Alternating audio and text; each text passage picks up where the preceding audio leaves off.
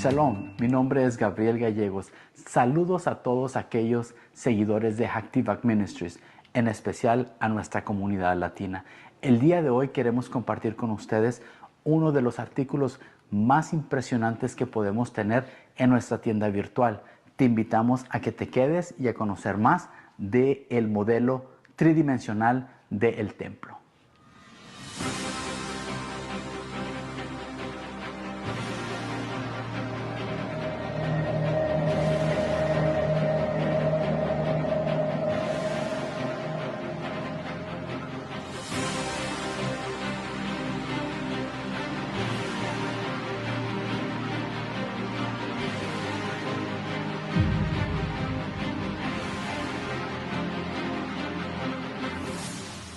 Les presento el nuevo modelo del templo.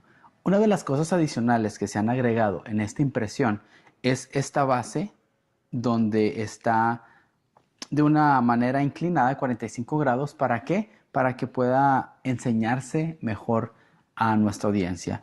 O si usted, al igual que a mí, le gusta ponerlo de la manera tradicional y ponerlo en una superficie plana, pues también puedo hacerlo. De esta manera usted lo puede poner en su oficina o en su lugar de estudio o en su lugar de reunión. ¿Para qué? Para que la gente pueda admirar la gran maravilla de lo que se ha podido llegar a hacer. Ahora les voy a invitar a que me sigan acompañando para mirar las siguientes adiciones que se le han agregado a este nuevo modelo.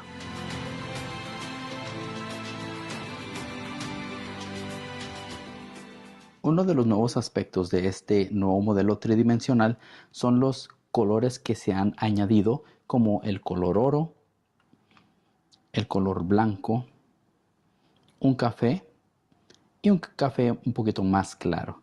Podemos mirar el color blanco en los 15 escalones que están en el atrio de las mujeres, como también en las 4 lámparas. Podemos mirar el color blanco en el misbeaj, en el altar, como también en los 2 escalones que están entre el ulam y el altar.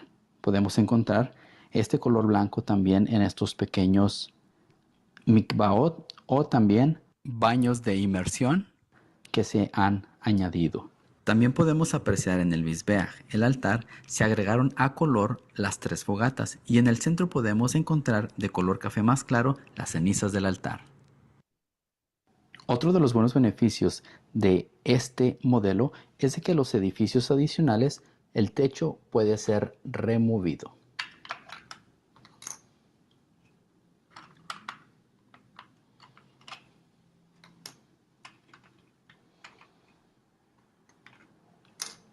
En el edificio sureste podemos mirar cómo el área donde el Sanedrín se reunía para hacer sus juicios, y también se ha agregado un color azul en donde está el lavacro para así poder distinguir las diferentes áreas.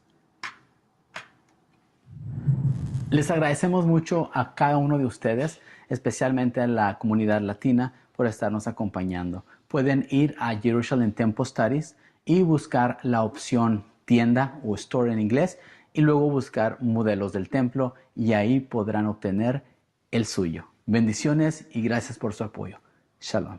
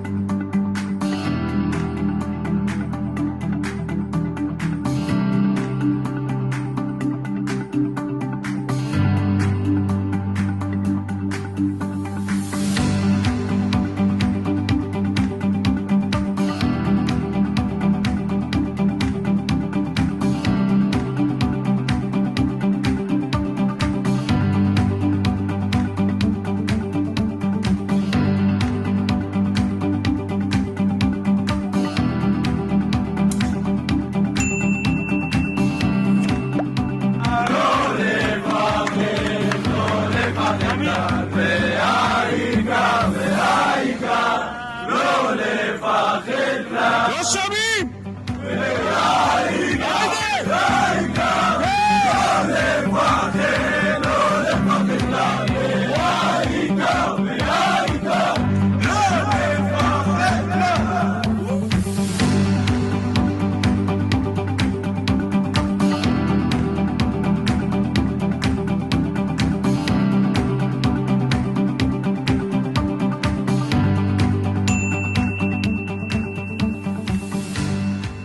Shalom, mi nombre es Gabriel Gallegos. Saludos a todos aquellos seguidores de Active Ministries, en especial a nuestra comunidad latina. El día de hoy queremos compartir con ustedes uno de los artículos más impresionantes que podemos tener en nuestra tienda virtual. Te invitamos a que te quedes y a conocer más del modelo tridimensional del templo.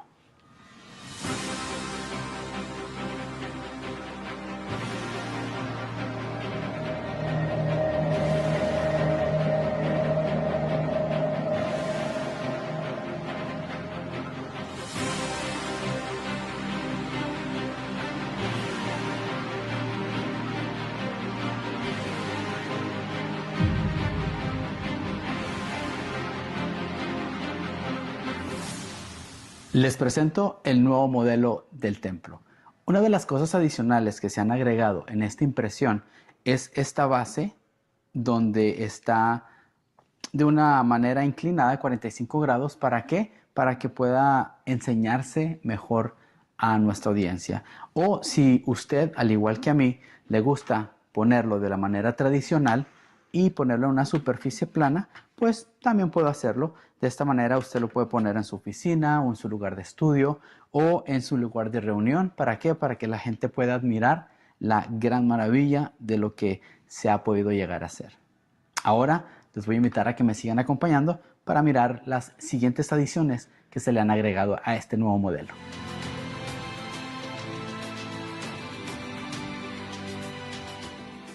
Uno de los nuevos aspectos de este nuevo modelo tridimensional son los colores que se han añadido, como el color oro, el color blanco, un café y un café un poquito más claro.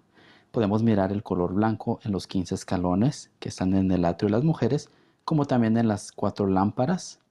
Podemos mirar el color blanco en el misbeach, en el altar, como también en los 2 escalones que están entre el ulam y el altar. Podemos encontrar este color blanco también en estos pequeños mikvaot o también baños de inmersión que se han añadido. También podemos apreciar en el misbeach, el altar, se agregaron a color las 3 fogatas y en el centro podemos encontrar de color café más claro las cenizas del altar. Otro de los buenos beneficios de este modelo es de que los edificios adicionales, el techo puede ser removido.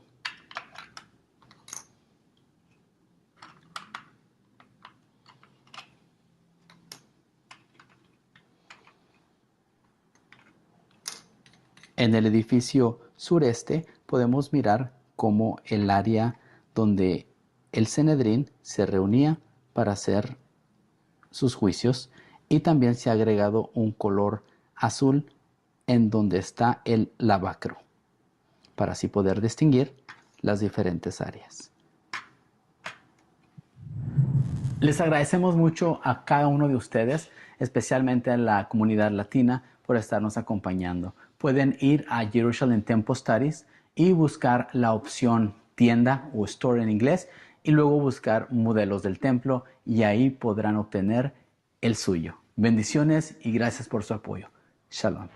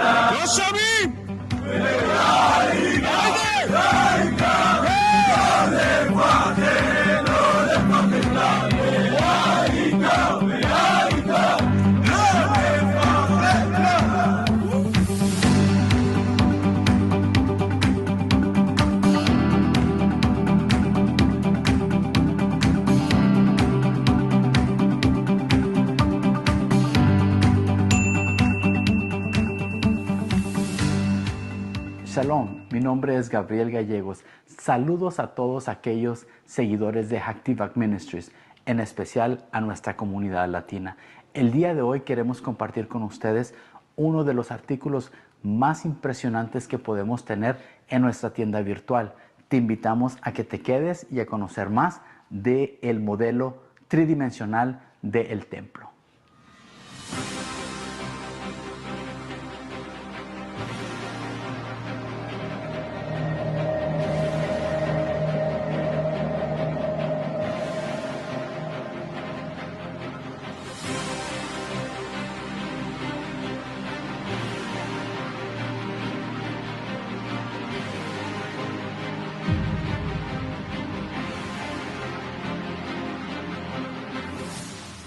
Les presento el nuevo modelo del templo.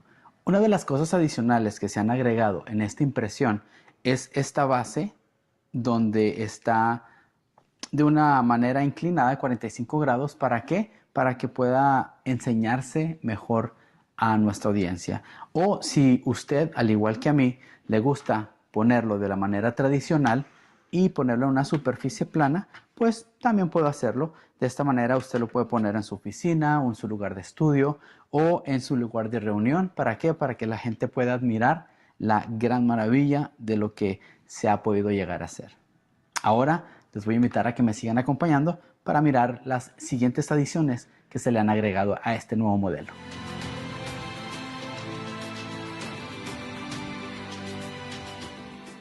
Uno de los nuevos aspectos de este nuevo modelo tridimensional son los colores que se han añadido, como el color oro, el color blanco, un café y un café un poquito más claro. Podemos mirar el color blanco en los 15 escalones que están en el atrio de las mujeres, como también en las 4 lámparas. Podemos mirar el color blanco en el misbeach, en el altar, como también en los 2 escalones que están entre el ulam y el altar. Podemos encontrar este color blanco también en estos pequeños mikvaot o también baños de inmersión que se han añadido.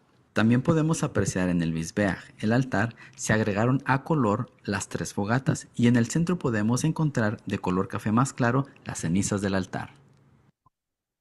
Otro de los buenos beneficios de este modelo es de que los edificios adicionales, el techo puede ser removido.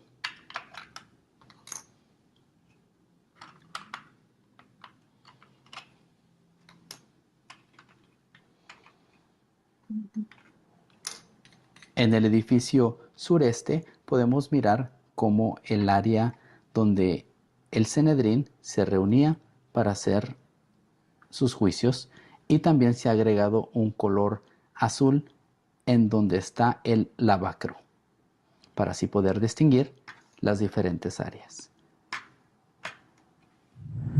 Les agradecemos mucho a cada uno de ustedes, especialmente a la comunidad latina, por estarnos acompañando. Pueden ir a Jerusalem Temple Studies y buscar la opción tienda o store en inglés y luego buscar modelos del templo y ahí podrán obtener el suyo. Bendiciones y gracias por su apoyo.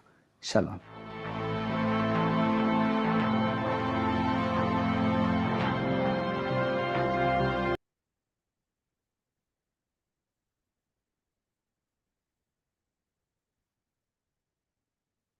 Right. Shalom, everyone. Tonight, we're going to be talking about the red heifer. There is a video that I did on the red heifer on this same situation for God's Learning Channel. You can see it on their YouTube channel, and I believe it's will probably be posted on our Facebook page, the ministry Facebook page. Uh, Now, before we get into tonight's teaching, which if you've seen that video, we're going to go into things that were not covered on the video in this one. But I've got several prayer requests. The first one is for Justin Hotz. Justin is I've been a friend for a number of years, and he works on the research team with me. He keeps me updated on a lot of what's happening in the world. We've asked for much prayer for his family. His mother had a stroke. His father has stage 4 cancer, liver cancer, and is in bad shape. His sister just passed away. He has cancer, and they just diagnosed him with epilepsy. And he was given leave from work. Well, his boss called him on Friday and said, "You have to be here on Monday." So he had to go to work today. Tomorrow, he has a very, very important meeting. I can't stress how important this meeting is, but it's with an oncologist and I believe a neurologist, but it is working. One of the things that the goal is to get him the documentation so that he can get a medical retirement. And he's at the point that if he doesn't have this, it could be disastrous. And so his aunt and uncle called me today and asked that we ask everybody to pray that this meeting goes very well and that all the doors that need to be open will be open. Justin has tried unsuccessfully to get a medical retirement before, and it has not been a result of he didn't want it. It's been a result of the doctors repeatedly dropped the ball. They moved from one hospital to another hospital, but there's been this long series of things that have been involved there. And so I'm going to try. Give me a moment. I'm going to try to adjust my camera.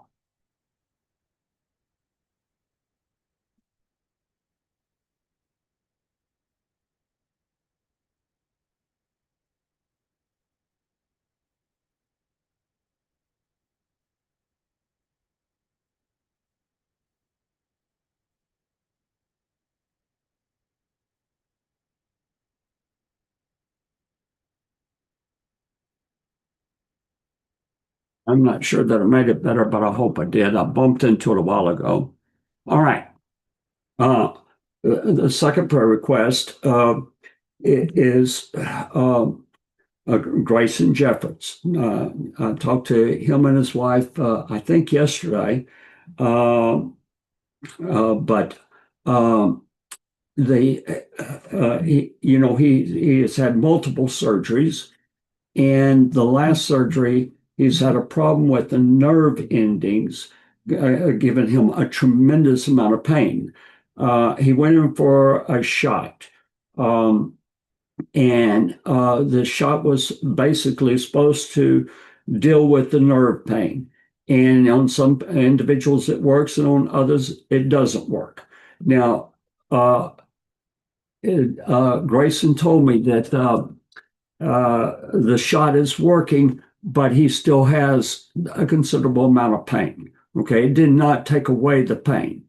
And so please pray that it will do the job that it needs to do. Okay. And again, that's Grayson Jeffords. His wife is Lisa. And just please be praying for him. Now, I've got a third prayer request, but I'm going to do this anonymously. I heard today of a young lady that has ovarian cancer.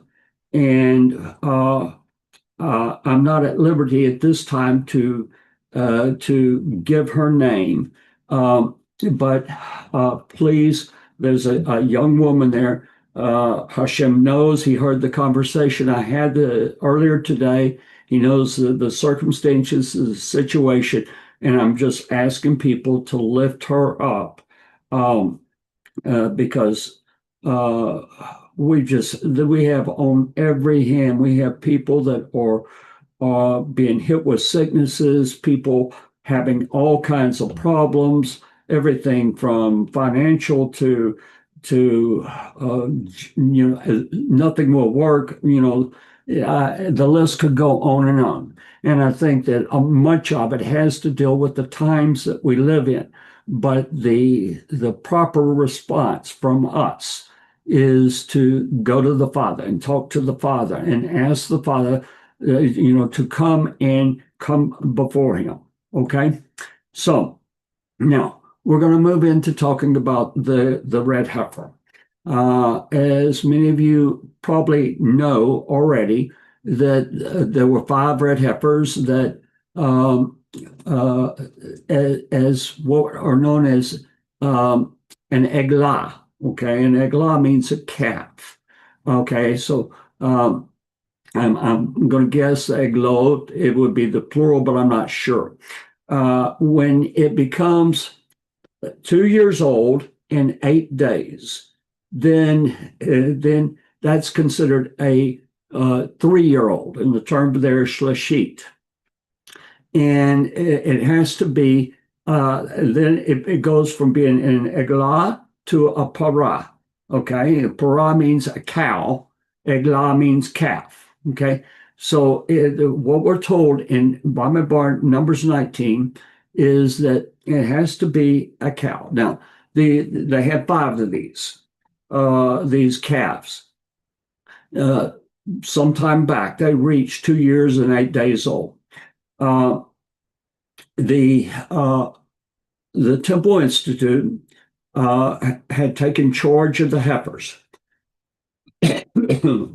I had an opportunity to see them, all 5 of them, back in May of last year. Also, previously to that, I had Mo Zarelli, who was here, and at that time, Mo was the caretaker of the calves. They were calves at the time, and he was the caretaker. He no longer is the caretaker, but they are at Shiloh, and the whole project has been taken over by the Temple Institute. They took a heifer, they slaughtered the heifer, and she was disqualified before they slaughtered her. Now, I'm going to show you an article. We're going to go into the presentation, and I've got a number of things that I think are very, very serious that we need to go into.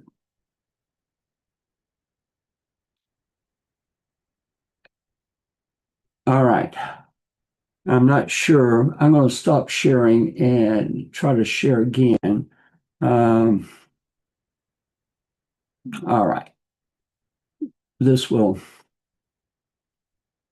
put it full screen for you. Okay. All right. So the Pradama, we're going to deal with, was this a real, there are individuals that are saying, it's all over the internet, that this was not a practice, but rather it was the real thing. So it warrants going into. All right. The Pradama, the slaughter of a red heifer in July, and truth or milah. And we'll talk about what milah is. Now, this is an article that came out from First Fruits of Zion. And I personally know the people within First Fruits. I have great respect for the organization. And so I have copied this article. I'm going to put it in here, and we're going to use this as a source. We're also going to go and look at Bamidbar Numbers 19. So This is their article. How hard can it be to get a red heifer? Slaughter it and burn it. Thanks to the stringencies detailed in Jewish law, very difficult.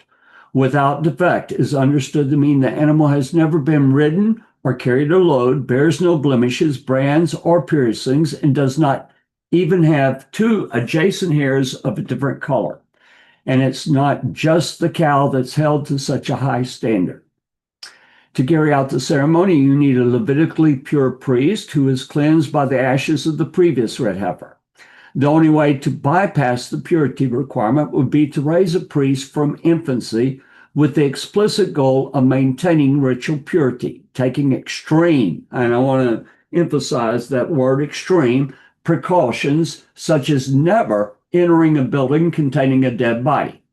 Okay, so basically that means you can't go to a hospital, never visiting a cemetery, and never entering a hospital where corpses might be present. Well, that's apparently what they did. The Temple Institute announced that it has successfully located and brought on board eligible kohanim, a remarkable confluence of elements needed to perform the ritual. And by the way, it's laid out in the Tractate Parah, which means red heifer, or cow, literally is what it means. It's laid out. If you don't have the ashes of the previous heifers, how do you handle this? And so it's not just they took a guess, a stab. They actually had instruction from the sages dating back to the going back almost 2,000 years. All right. On July 1st, Stinson, okay, this is Byron Stinson, and I had the opportunity to meet Byron Stinson. I'm going to guess a year ago, in coordination with the Temple Institute, arranged for what was said to be a practice with a disqualified red heifer. Recently, a groundbreaking test run was taken using a disqualified heifer. The Temple Institute wrote on Facebook. The experience better prepares us for the ultimate performance of the ceremony with a kosher heifer. Now, I want to stop for a moment. This actually is not the first time that they have had a practice run. Previously, along with the professor, and I believe he's from Boylan University, the Temple Institute jointly took a heifer, not red, not a candidate for a red heifer. She was disease, but she was the size, she was the weight, she was everything that you would expect, and she was of a breed of cattle that was actually in Israel back during the days of the temple, and they slaughtered her. Now, their objective in slaughtering her was to go through the procedure as is outlined in the Tanakh or in the Torah, as well as in the Tractate Parah of the Mishnah, and to work out the details. It's a very complex ceremony. And so this was done, and they published the materials. I believe that I presented in an earlier presentation the results of that. Now, as I mentioned, on the red heifer is very detailed, very complex. And here's the deal. Let's say that it's very difficult to get this heifer. And you don't want to have where you make a mistake and you have slaughtered the heifer. You have no heifer to just bring in, okay? Because your chances of finding that heifer are going to be pretty slim. So you want to make sure you know everything. Everybody that is participating, they know everything, and that it runs flawlessly when the time comes. Now, in the Christian world, and there is a lot of misunderstanding. In the general Jewish population, there also is a lot of misunderstanding.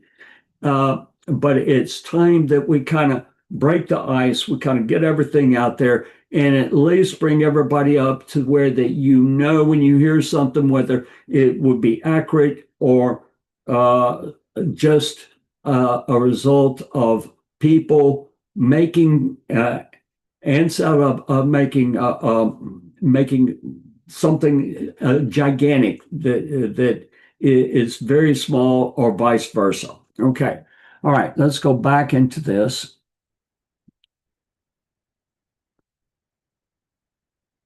Okay, so July 1st, Byron Stinson, in coordination with the Institute, arranged for what was said to be a practice with the disqualified red heifer. Recently, a groundbreaking text one was taken using a disqualified heifer, the Temple Institute wrote on Facebook.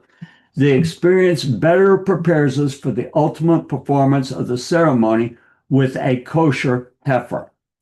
The Post went on to say that due to opposition to its efforts, they keep a tight lid on our efforts and generally do not advertise our successes.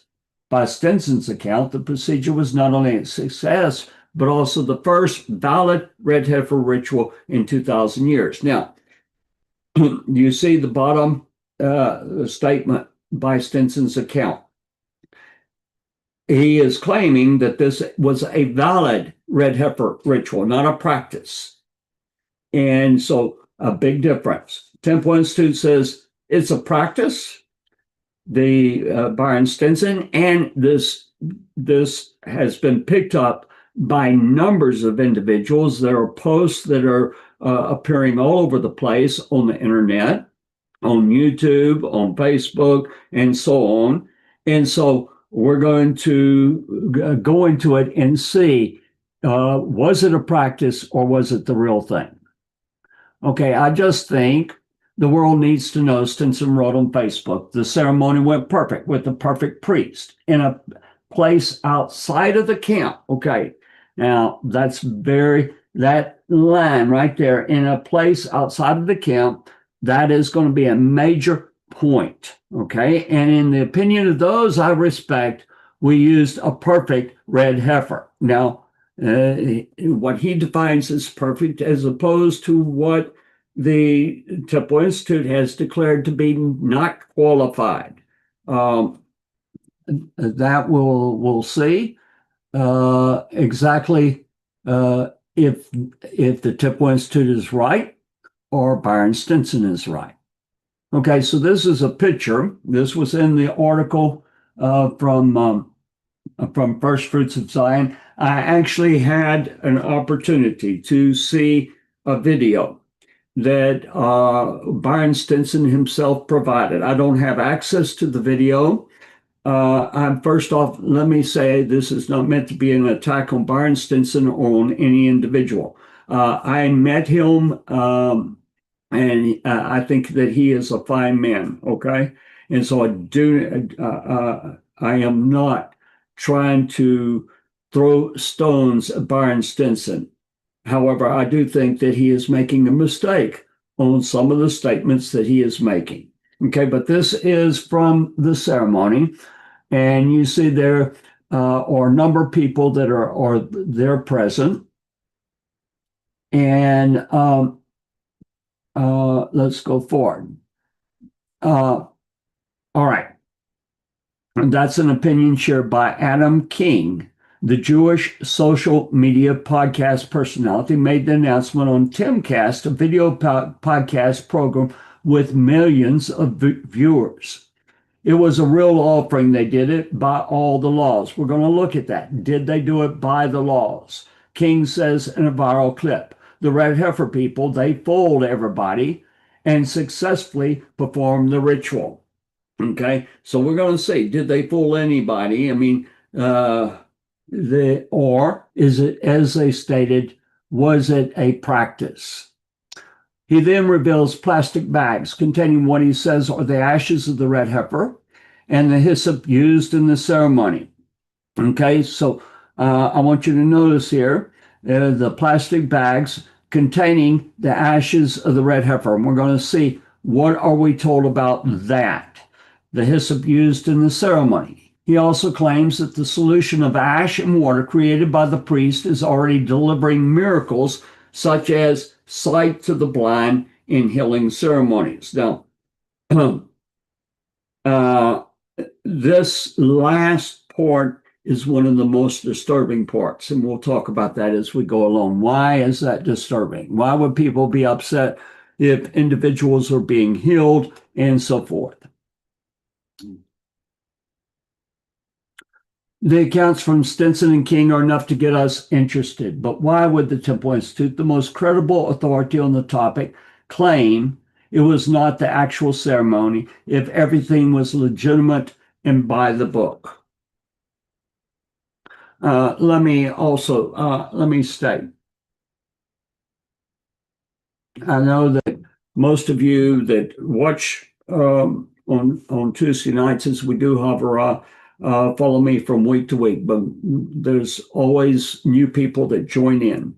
And I personally know Rabbi Israel Oriel and have known him for close to 30, no, probably 35 years, if not more. I've had meetings with him on the first tour that I led to Israel. I'm going to take that back. I think it was possibly the second tour that I led to Israel.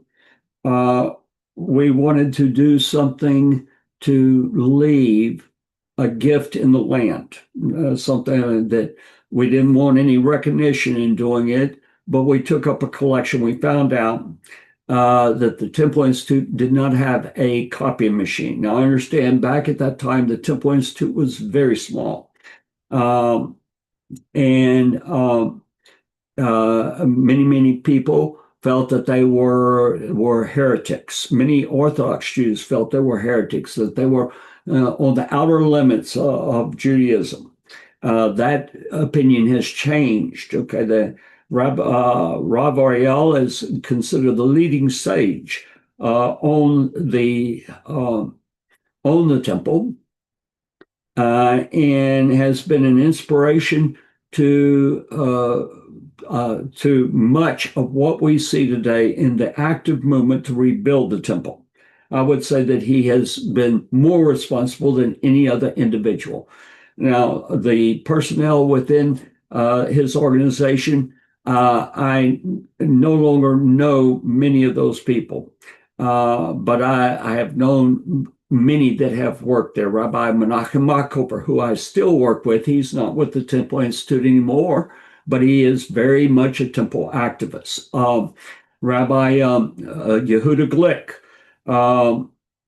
used to work there, and it was in some of the meetings that I did, and I can say nothing but the highest regard for the Temple Institute. And so I want to say that before we went further. Okay. I know the parties that are involved, and I'm not speaking from not knowing some of the people that are in this presentation. All right.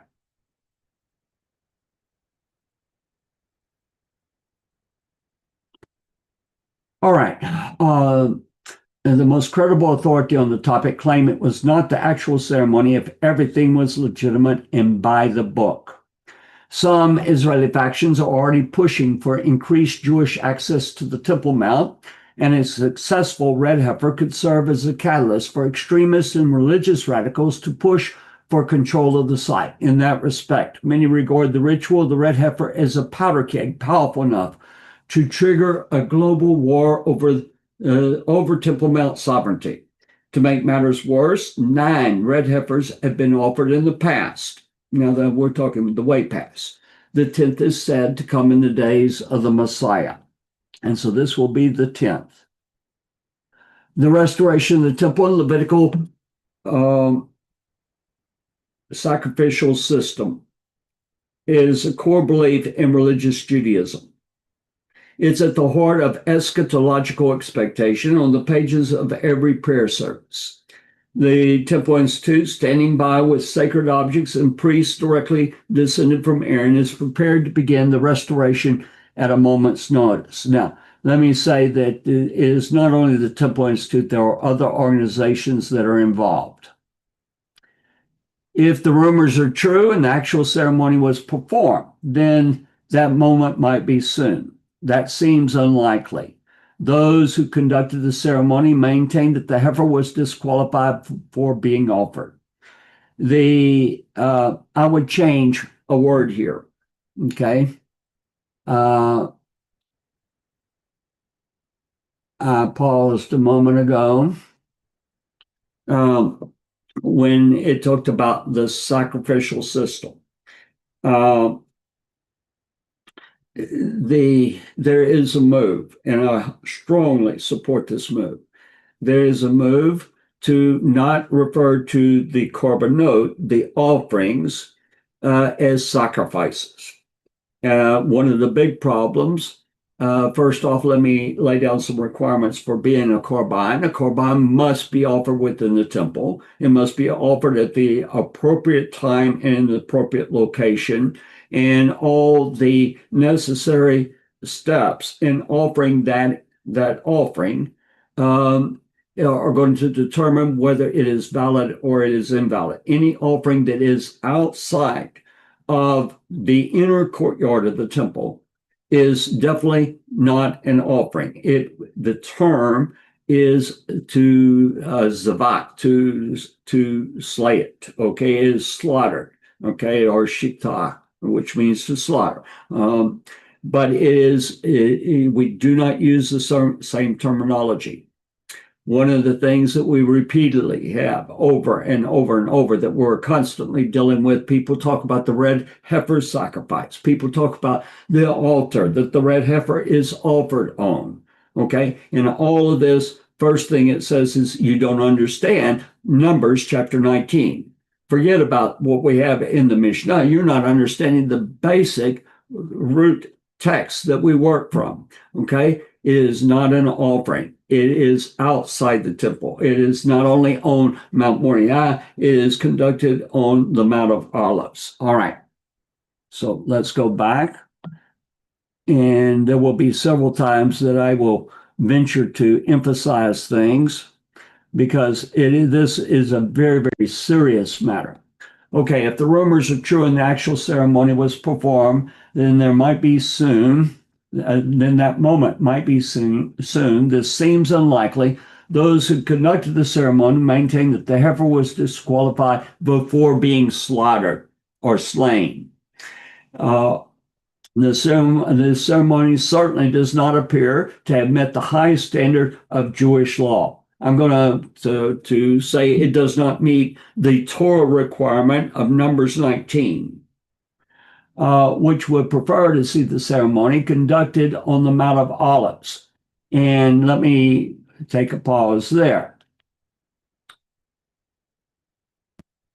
It's true that in the Torah, in Numbers 19, it does not state that it has to be on the Mount of Olives, but it does state that it has to be before what is called the Ochel Moed. The Ochel Moed, we're going to have to define.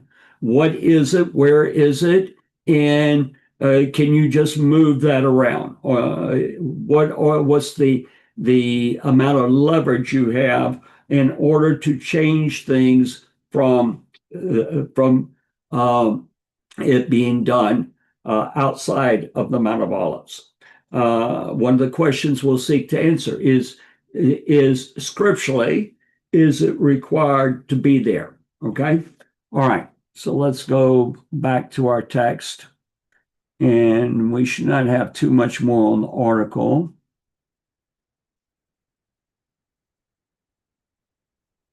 All right. Moreover, even if the Temple Institute were to claim that the ceremony was valid, it may be politically astute for higher rabbinic authorities to declare the results invalid. But Judaism, this is still the This section of the article is called Getting Ready for the Redemption, but Judaism is known for a wealth of diverse opinions, and by some standards, it might be sufficient. Must we have complete consensus? Stinson stated that he leaves the ruling in the hands of God. We have the ruling from God in Numbers 19. This ceremony was done before Hashem. He is merciful and faithful. He knows we are not perfect. In this case, it must be flawless. That is exactly what is put forth in the Torah. Stinson wrote. Today, if you hear him call out to you, repent and believe in the word of God. I would agree with that statement. Again, the article was at this point was called a controversial cow. No commandment in the Torah has garnered as much public controversy as the red heifer, and it's not because of the ritual details, it's the implication of what comes next.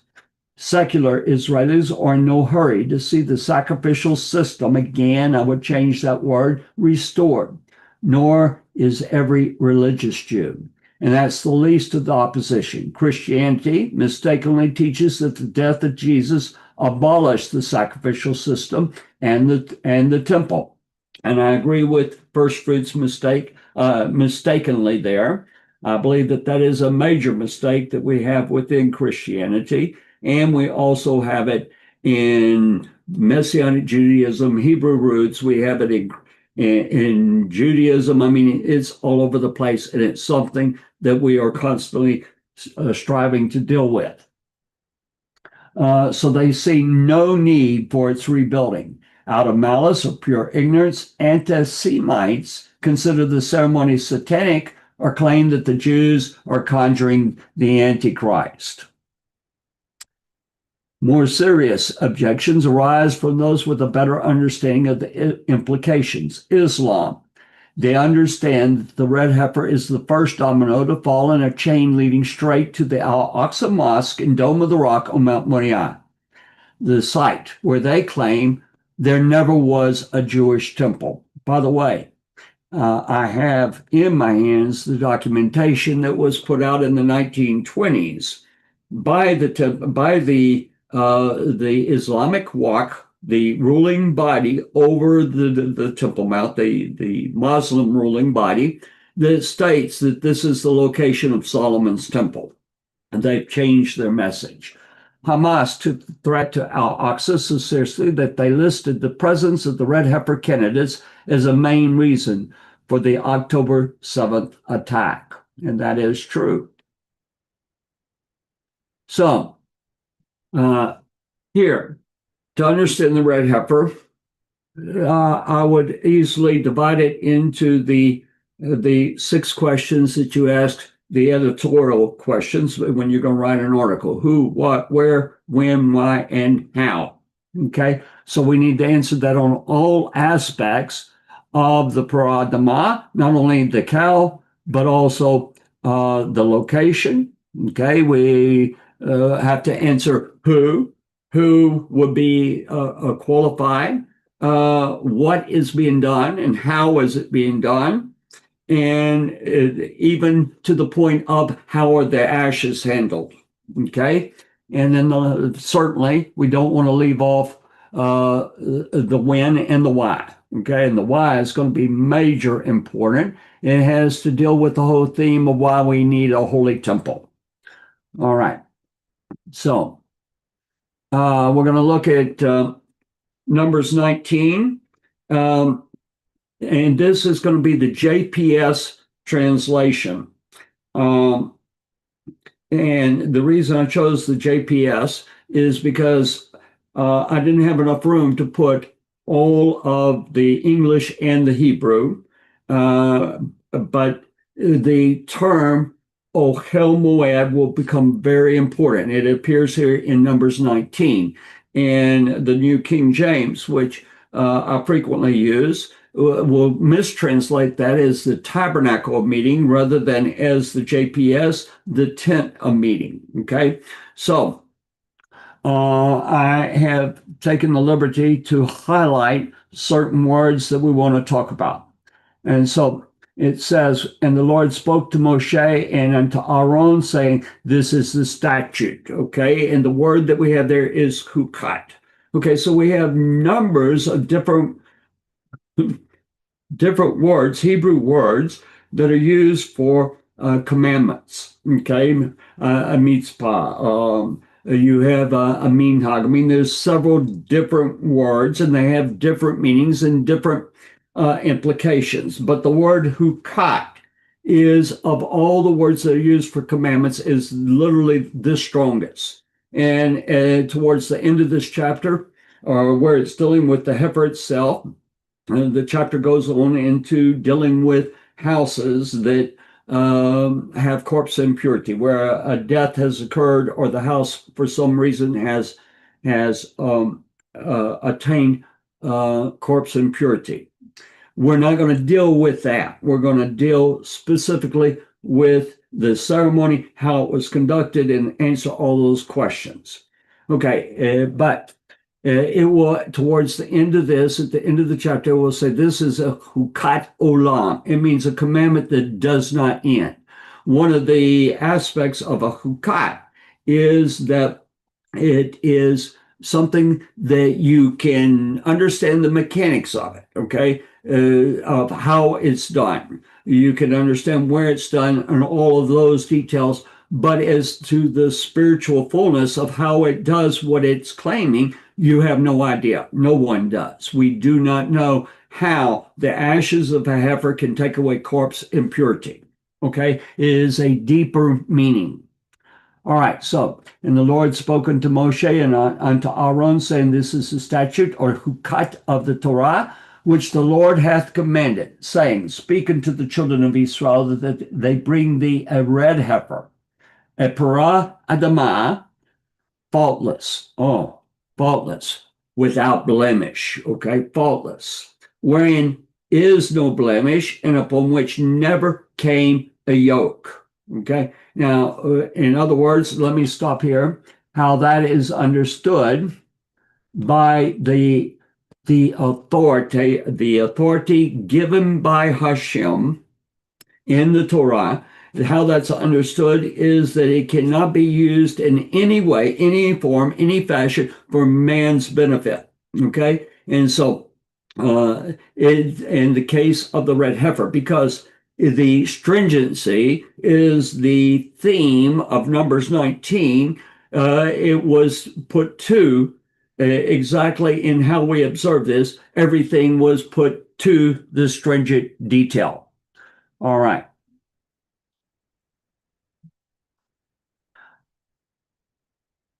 All right, so, and you shall give her unto Eleazar, the Cohen, the priest, and she shall be brought forth without the camp, and she shall be slain or slaughtered before his face. Now, let me, I do want, I thought I had placed that in, all right.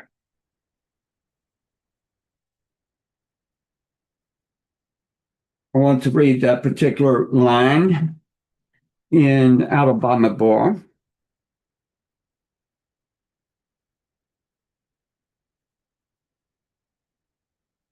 Okay, let me stop sharing.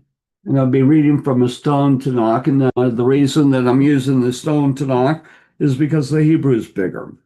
All right, so here in the stone Tanakh, it says, prepare the way for yourself and divide into three parts the boundary. Oh, wait, it actually is the second verse. Oh, that's why. I'm in the wrong book. All right, give me a second.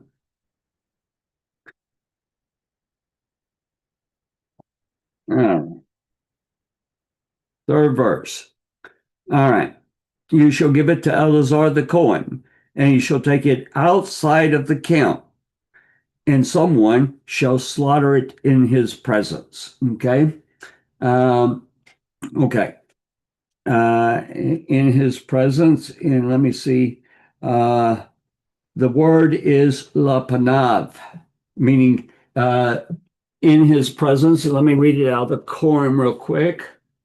And I would like a particular reading of this. Um,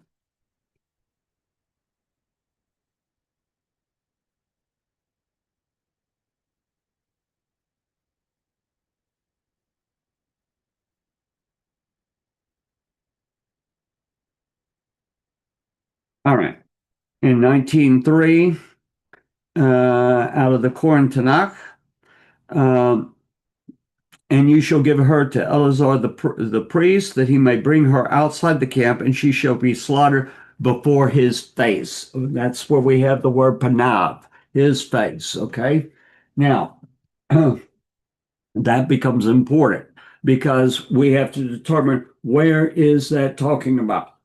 Where, when we say before his face, here I am in Houston, Texas. Now, when I pray, I'm going to face towards the east. Okay. I'm going to face towards Jerusalem where the Holy Temple is. Okay. But literally, if I were in Jerusalem and it says before his face, what would be the definition? I would basically need to go on the Temple Mount. I would need to face towards the location of where the Kodesh HaKodeshim, the Holy of Holies, was. That is the location of his throne. Okay? All right. So we're going to go back and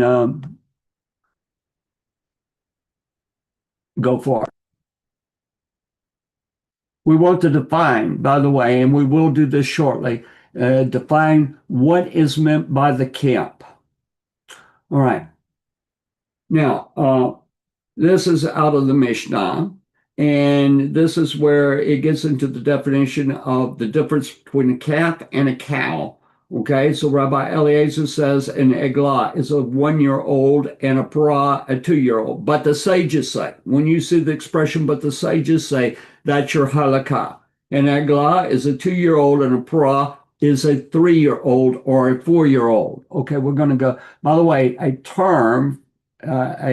corresponding term for the red heifer is shlashit. Okay, whenever you talk about there's a shlashit, people understand it is a 3-year-old cow. In most cases, it is a reference to the red heifer. Now, if we can go to the bottom here, and it says, what is the difference between an eglah and a parah? It says, are fit from the 8th day onwards and even on the 8th day. And that's found in the Mishnah, in the Tractate Parah, chapter 1, in Mishnah 4. Okay. So going back up here, this is a statute of the Hukat, which the Lord hath commanded, saying, speaking to the children of Israel, that they bring the a parah. Okay. It has to be 2 years old and 8 days. That is the age that makes it qualified. All right. All right. It says, and Eleazar the Kohen shall take her blood with his finger and sprinkle of her blood toward the front of the tent of meeting. And the Hebrew is Okel Moed. And if you look at this word, it says Panay, okay? The face, Panay, Okel Moed, 7 times. All right. And so this becomes very, very important. All right, we're going to go forward. And the heifer shall be burnt in his sight, her skin and her flesh and her blood with her dung shall be burnt. And the Kohen shall take cedar wood and hyssop and scarlet and cast it into the midst of the burning of the heifer. Okay, so I want you to see that we do have a place that is specified here. We have to be toward the front of the tent of meeting or the face of the tent of meeting, and it has to be sprinkled 7 times. Okay, so we have a problem because this heifer was not slaughtered in Jerusalem. The temple is going to be where the Ohel Moed, and I've got the passages coming up that are going to show this, but it's very important that we have scripturally, it has to be before the face of the Ochel Moed, and that the Cohen has to be looking when he sprinkles the blood of this heifer 7 times. He has to have a line of sight to the Ochel Moed. That is the scriptural Torah requirement. Okay, and so we're going to go forward more. All right.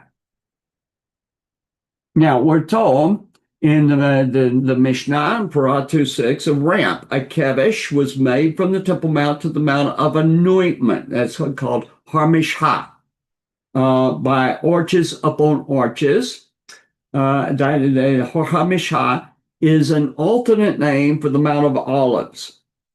By arches upon arches, with an arch directly above the post below because of a grave in the depths. On it, the Cohen who was to burn the cow, and all who assisted proceeded to the Mount of Anointment. They laid their hands on him, this is Parah 2:8, and said to him, My Lord, Kort Gadol, immerse once. He went down, made one immersion, came up, and dried himself. Wood was arranged there, cedar wood and pine and spruce and smooth fig tree wood. They set it up like a tower, and open windows in it with its forepart toward the west.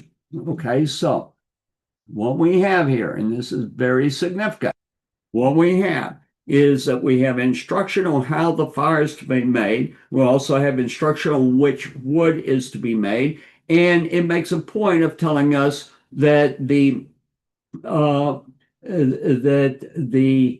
fire is to have an opening towards the west, okay, which would be you're on the east side of the Holy Temple Mount. And so to the west, it would be looking towards the temple. And we're going to go a little bit further before we take a break. All right. They bound it with a Magog rope. Okay. Now, a Magog rope, there's not time to go into all the detail on this, but a Magog rope is a type of rope that cannot contract an impurity. Okay. And placed it on top of the pile. Notice that they do not say they placed it on top of the altar. It's head on the south and it's face to the west. Why does its face have to be to the west? Because it's looking towards the Ochel Moed. The Kohen stood on the east with his face to the west. He's looking towards the Ochel Moed. He slaughtered with his right, received with his left. Rabbi Yehuda says he used to receive with his right and put it into his left. He sprinkled with his right. He dipped and sprinkled 7 times in the direction of the Holy of Holies, dipping for each sprinkling. When he concluded sprinkling, he wiped his hand on the body of the cow, came down, kindled the fire with chips. Rabbi Akiva says with palm branches. That was just an opinion. Now, we're told something that is unique. All the walls that were there were tall, meaning of the Temple Mount. This is out of the Tractate Midot of the Mishnah, except the eastern wall, because the Kohen who burned the cow would stop at the top of Har HaMishpah and set himself to see the doorway of the sanctuary at the time of the sprinkling of the blood. Okay, so the question, and we're going to stop on this slide, the question is, why does one of the walls have to be lower of the Temple Mount? We have 3 eastern walls between the start of the temple on the eastern side and the temple building with the Holy of Holies. Okay, we have 3 walls. We're going to have the outer eastern wall. We have the eastern wall to the court of the women, and then we have the eastern wall to the Azara, or the inner courtyard. Give me a second. I'm going to show the last 2 of these.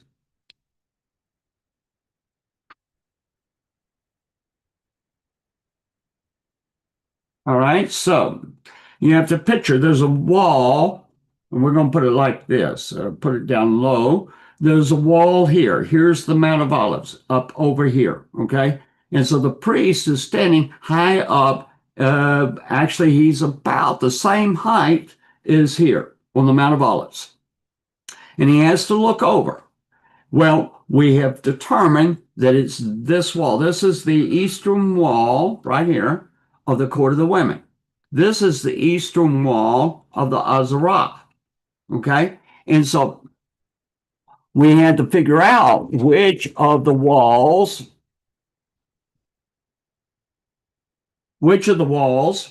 was lower. Okay. By the way, I'm going to be presenting on that next week. Okay. I'm going to show two of the huge discoveries that are blowing us away on the temple next week. Okay. All right. All right. So what we had is I just want to review this slide before we go to the break. It says all the walls were tall except one of the eastern walls. But the reason is because the Cohen who burned the cow, okay, remember that's going to be the Cohen that sprinkles the blood. He comes and he wipes his hands off on the cow and then he lights the fire. He had to stand at the top of Har HaMishah and set himself to see the doorway of the sanctuary at the time of the sprinkling of the blood. Why? Oh, it's what we read before the face of the Ochel Moed. Okay? We're told the Ochel Moed is in the temple building. And we're told that once it came there, it was never going to move. That's the only place. So if they slaughtered the cow in Judea, Samaria, they're not in the right location. They cannot fulfill. Here's one of the things that bothers me. A statement is made over and over and over. Oh, that's just Jewish law. No, it's not. It's Torah law that Jews observe. Okay? It's not something they added. That's these crazy opinions that people have. It is a Torah biblical commandment. And no way can you get around what Hashem said, and that's what they're fulfilling. They are doing exactly to the letter as Hashem had called. All right. We're going to go to break, and give me a moment here.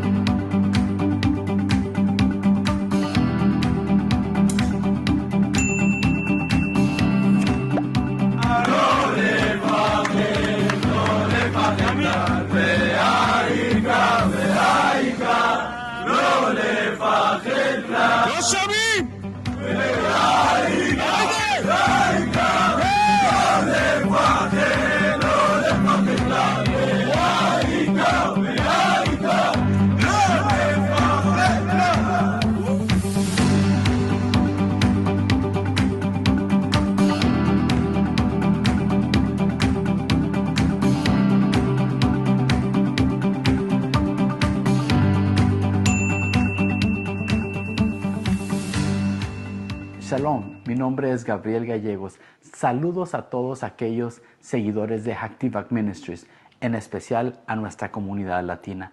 El día de hoy queremos compartir con ustedes uno de los artículos más impresionantes que podemos tener en nuestra tienda virtual. Te invitamos a que te quedes y a conocer más del modelo tridimensional del templo.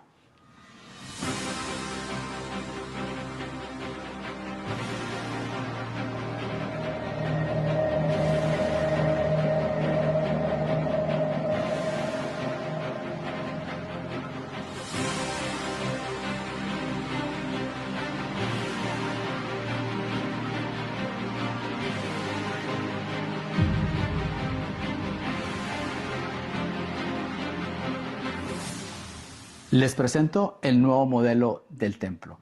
Una de las cosas adicionales que se han agregado en esta impresión es esta base donde está de una manera inclinada de 45 grados. ¿Para qué? Para que pueda enseñarse mejor a nuestra audiencia. O si usted, al igual que a mí, le gusta ponerlo de la manera tradicional y ponerlo en una superficie plana, pues también puedo hacerlo. De esta manera usted lo puede poner en su oficina o en su lugar de estudio o en su lugar de reunión. ¿Para qué? Para que la gente pueda admirar la gran maravilla de lo que se ha podido llegar a hacer. Ahora les voy a invitar a que me sigan acompañando para mirar las siguientes adiciones que se le han agregado a este nuevo modelo.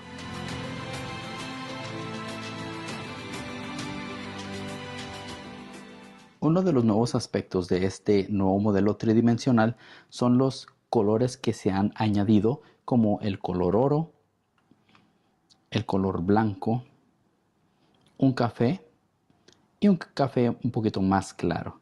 Podemos mirar el color blanco en los 15 escalones que están en el atrio de las mujeres, como también en las 4 lámparas.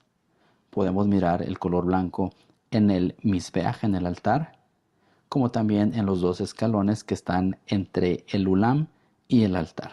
Podemos encontrar este color blanco también en estos pequeños mikvaot o también baños de inmersión que se han añadido. También podemos apreciar en el misbeach, el altar, se agregaron a color las 3 fogatas y en el centro podemos encontrar de color café más claro las cenizas del altar. Otro de los buenos beneficios de este modelo es de que los edificios adicionales, el techo puede ser removido.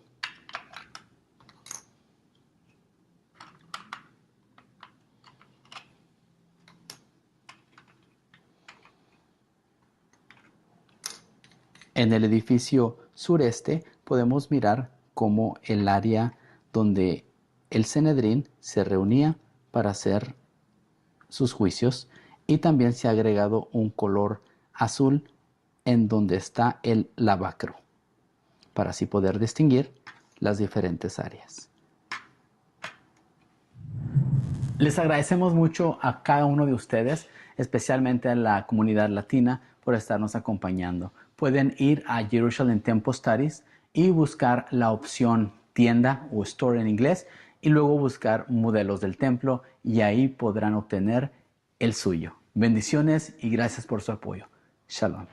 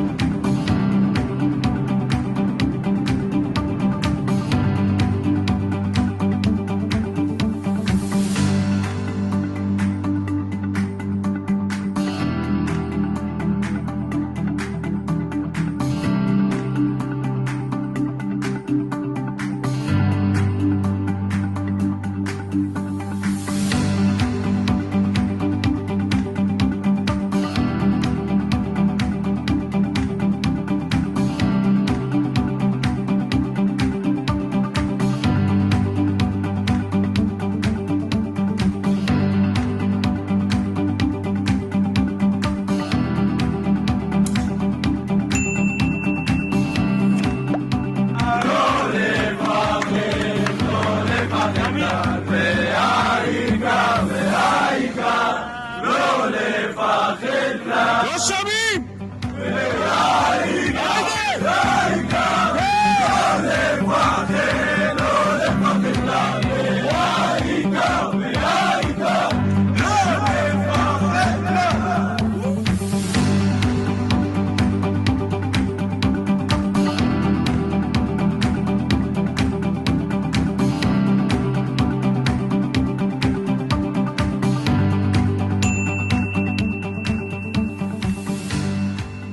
Shalom, mi nombre es Gabriel Gallegos. Saludos a todos aquellos seguidores de Active Ministries, en especial a nuestra comunidad latina.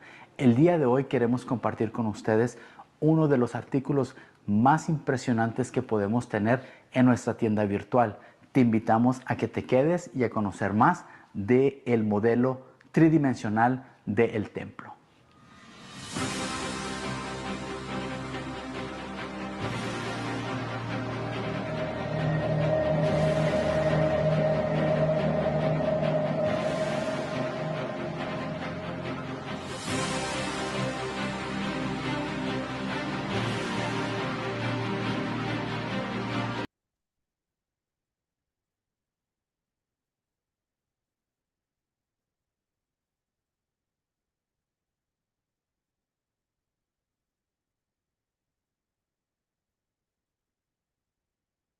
All right. We are back. I want to mention once again, as I want to mention once again that tomorrow, please be praying for Justin Haas' doctor's appointment. Okay, it's a very, very important appointment. It's very necessary that all the various doors be open so that he can have the documentation that will be recognized by the government, and he can get a medical retirement so that his body can first off handle things better, but preferably that God will heal him. Okay, and so his appointment is at 2:00, going to be Arizona time, but please be praying. Okay, all right. We're going to get back into this because I've got a tremendous amount to cover tonight, and it's very, very important that we get this information out all intact. Okay, so we're going to the commentary out of the Kahati Mishnah on Midot 2:4. 2:4 was the one that said all the walls. Okay. We're tall except for the eastern wall, and it has to deal with the coin being able to have that line of sight to the Ochel Moed. Okay, and so here it says would stand at the top of Har Hamishah. We're just going to look at the what is in the yellow, which is another name for the Mount of Olives, or it is sometimes viewed as a part of the Mount of Olives, which is due east of Har Habayit, the Temple Mount, and set himself to see the doorway of the sanctuary. All right. So I'm going to stop sharing real quick. I want to grab my model, and he has to be able to see right. Okay. Right. You see this doorway. Okay. Now that doorway is high. That's an 8-story high doorway. But where he has to see is right here in between the door jambs or the gate jambs. Okay. And all right. And that is to fulfill the requirement given in Torah that he is looking towards the face of the Ochel Moed. Okay. Over the top of the eastern wall of Har Habayit through the gates of Ezrat Nashim and the Azarah at the time of the sprinkling of the blood. All right. For the Kohen must look directly at the gate of the sanctuary, the temple building, when he sprinkles the blood of the parah adamah. There's no way that you could do that in Judea, Samaria. Okay, but again, it is not a rabbinic ordinance. It is a Torah commandment that is being defined by the Sanhedrin Gedaliah. All right. All right. Hence, if the Kohen standing on the Mount of Olives were to look through Shor Shushan and the gates of Ezrat Nashim and Nazarah, which were all aligned, he would see the steps leading up to the Ulam, but not the gate of the sanctuary. Whereas he looked over the top of the eastern wall of Hor Habayit, he could just see the bottom of the gate of the sanctuary through the top of the gate of Ezrat Nashim and the middle of the gate of the Azarah, provided. Okay, and this last part is actually not accurate. We know it is not, at this point, we know this commentary was written back 40 years ago. And we know that it is not the outer wall, but rather the wall of the court of the women. I'll talk more on detail on that next week. All right, then we're told in Numbers 19. So we're back to our Torah commandment. Then the Kohen, the priest, shall wash his clothes, and he shall bathe his flesh in water. Okay, so he has to immerse. And afterward he may come into the camp, and the Kohen shall be unclean until the evening. There's a term for that. It's called a tuvu yom. Okay, and so that is not, has not contracted corpse impurity, we think. Okay, it's another impurity. It's possible that he does have corpse impurity, but he would not be able to go to the temple till he himself is sprinkled with the ashes of the red heifer. Okay, but he's going to be unclean. He becomes unclean in the process. He shall be unclean until the evening. And a man that is clean shall gather up the ashes of the heifer and lay them up without the camp in a clean place. Okay, now we're going to pay attention to this. Without the camp, he has to lay them up without the camp in a clean place, and it shall be kept for the congregation, the children of Israel, for water of sprinkling is a purification from sin.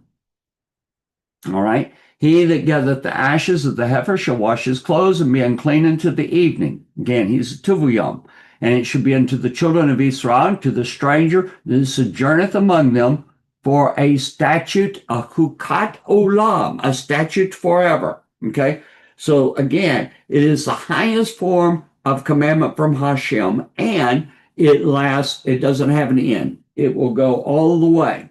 He that toucheth the dead, even any man's dead body, shall be unclean 7 days. That is on condition he has been sprinkled with the ashes of the red heifer to make him clean again. The same shall purify himself therewith on the 3rd day and on the 7th day, and he shall be clean. But if he purify not himself on the 3rd day and the 7th day, he shall not be clean. Whosoever toucheth the dead, even the body of any man that is dead, and purifieth not himself, he hath defiled the tabernacle or the Mishkan of the Lord. That soul shall be cut off from Israel. That's correct. Okay. He's put out of the community of Israel. Because the water of sprinkling was not dashed against him, he shall be unclean. His uncleanness is yet upon him. All right. So that's the end of the part about the slaughtering of the red heifer. Okay. Chapter 19, you need to go ahead and read that, but it's going to deal with other issues of corpse impurity. Okay. All right. So the question, who can slaughter, sprinkle the blood, gather the ashes, and sprinkle the ashes? Only a Kohen without corpse impurity. Okay. All right. So we have important questions. What is the Ochel Moed? What is the Sanhedrin? Now, the Sanhedrin will be the ones that put together what we call the Mishnah. Okay, and then following that, also the Tosafta and the 2 editions of the Talmud Bavli and the Talmud Yerushalmi, Babylonian Talmud and Jerusalem Talmud. What is corpse impurity and where does it apply? What constitutes a kosher red heifer? what disqualifies a red heifer from being qualified or supplying qualified for supplying the ashes. Little typo there. Who must perform this service? Okay. Can it be performed by anyone? Who is allowed to handle the ashes? That's a good question. Who's allowed to handle the ashes? All right. Must the heifer be qualified? Okay. Is that a requirement? Where is the ceremony required to be performed? Is it a sacrifice? We already talked about that a little. Is it slain upon an altar? We talked about that. Actually, it's slain in a pit. The wood pile is built in a pit, and we have references where we can see that it's a pit. Most important, what are the ashes used for? Who and who only is allowed to handle the ashes? All right. Now, this is the Ochel Moed, all right? Means the tent of meeting. This is from Shemot chapter 33, verse 7 through 9. Now, Moshe used to take the tent and to pitch it without the camp, outside the camp. Let me ask a question on the camp. This is when Moshe is with the people, they're in the wilderness, right? Okay. And so we have a camp. We have where Miriam becomes impure. She's struck with sarat, with leprosy. And according to the commandments on leprosy, you can't be in the camp. You're not allowed into the camp. Okay, so the question in the wilderness, we have in the middle, after they build it, the Mishkan will be there, the tabernacle. It's going to be in the middle, the Mishkan proper, and then we have a courtyard that is established around it. We have the Levitical tribe is going to be around the perimeter on the south, on the west, on the north, and to the east we'll have the family of Moshe, which is he's from the family of Kohath, but his brother Aaron, they are the priesthood, and so they're going to be on the eastern side, and all of that is where they camp. Everybody else, all your other tribes, the tribe of Yehuda, the tribe of Dan, the tribe of Benjamin, the tribe, and we could go through the list. They're going to be around the perimeter. So did the camp have a boundary? Okay. In other words, did it have some kind of form that defined the camp to where that you are inside or you are outside? Okay. So I submit to you that yes, it had a boundary. It had a wall of some kind, because we're told at the golden calf that Moshe, when he comes down, he's enraged. He's got the tablets of stone. He's so enraged, he breaks the tablets of stone. And he stands in the gate of the camp. Okay, if you have a gate, you have walls. You have a boundary. Boundaries are very important in Torah. Okay, and so that defined the camp. Okay, what about when they come into the land and the tribes no longer are all together, and we have Levitical cities? They're not all together. We have Kohanim that are going to be spread around in the Levitical cities. So what defines the camp? Are we going to call the camp the whole land of Israel? That's pretty impractical to be put out of the camp because you have sarat, leprosy, or anything that defines the camp. We need to have a new definition. Okay. And that definition is going to change during the period of the Mishkan. Okay. And so when they're at Gilgal, that's the first place. They'll be there for 14 years. That's the time of the conquest. There was no definition of the camp at that time. And people could slaughter their peace offerings and so forth anywhere in the land. Okay, that was called a bama, a high place. Okay, but on certain offerings, they had to come to the location of the Mishkan, and the altar there was called a bama gadol, a great altar. Okay, and so when they go to Shiloh, though, we now once again have a definition of the camp.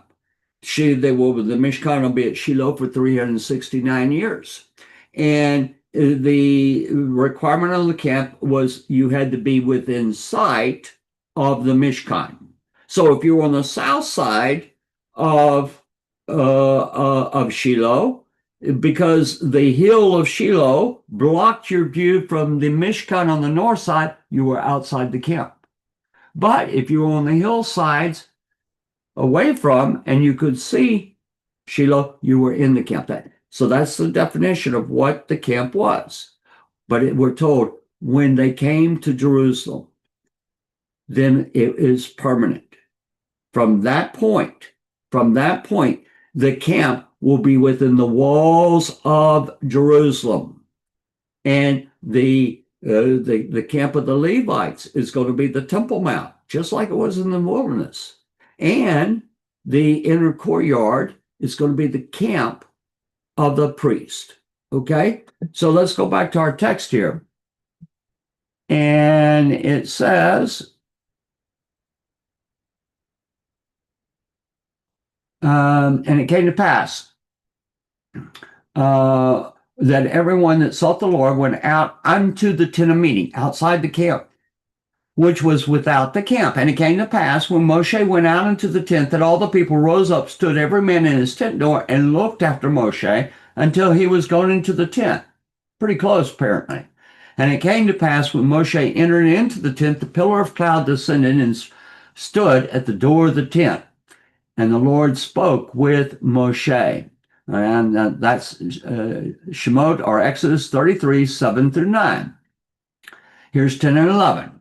And when all the people saw the pillar of cloud stand at the door of the tent, all the people rose up and worshipped, every man at his tent door. And the Lord spoke unto Moshe face to face, as a man speaketh unto his friend, and he would return into the camp. Okay, so it was outside the camp. He's coming into the camp.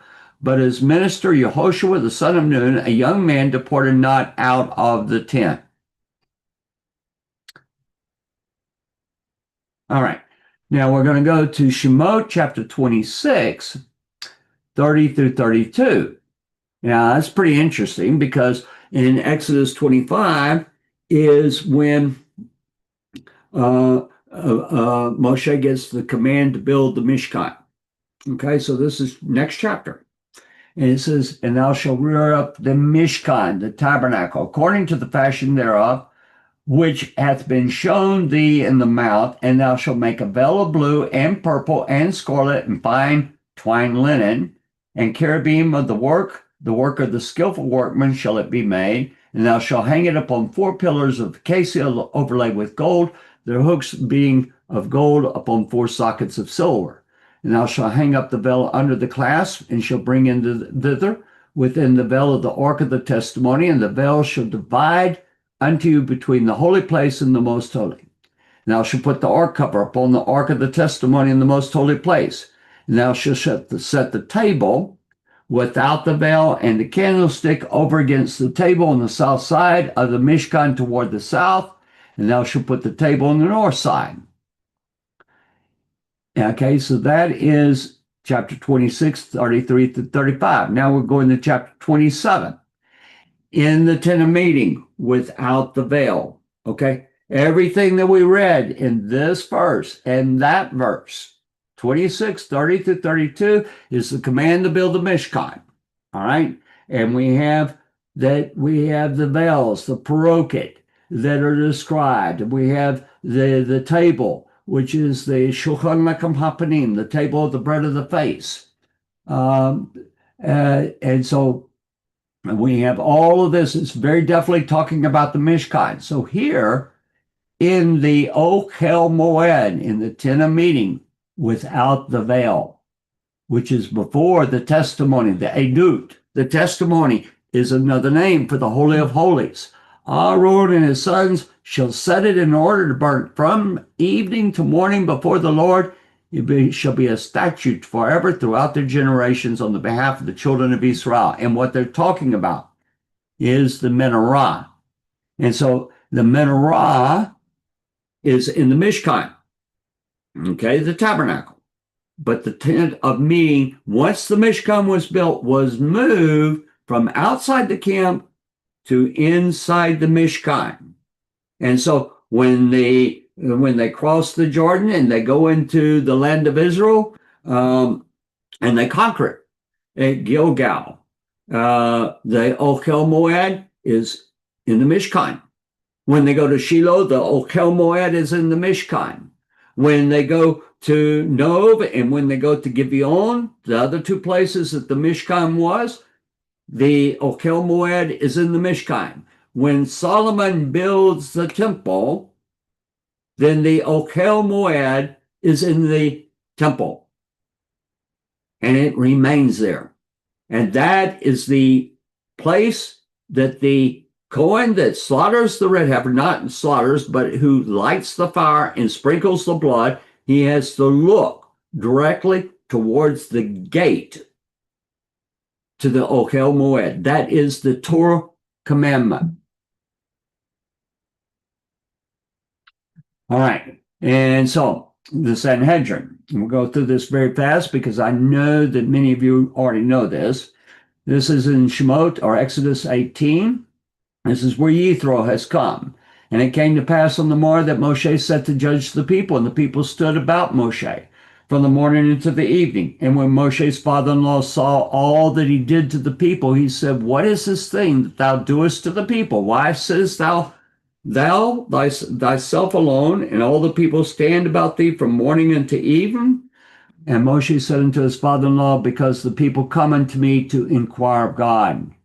When they have a matter, it cometh unto me, and I judge between a man and his neighbor, and I make known the statutes of God and his laws." And Moshe's father-in-law said unto him, "The thing that thou doest is not good," meaning you're going to wear everybody out.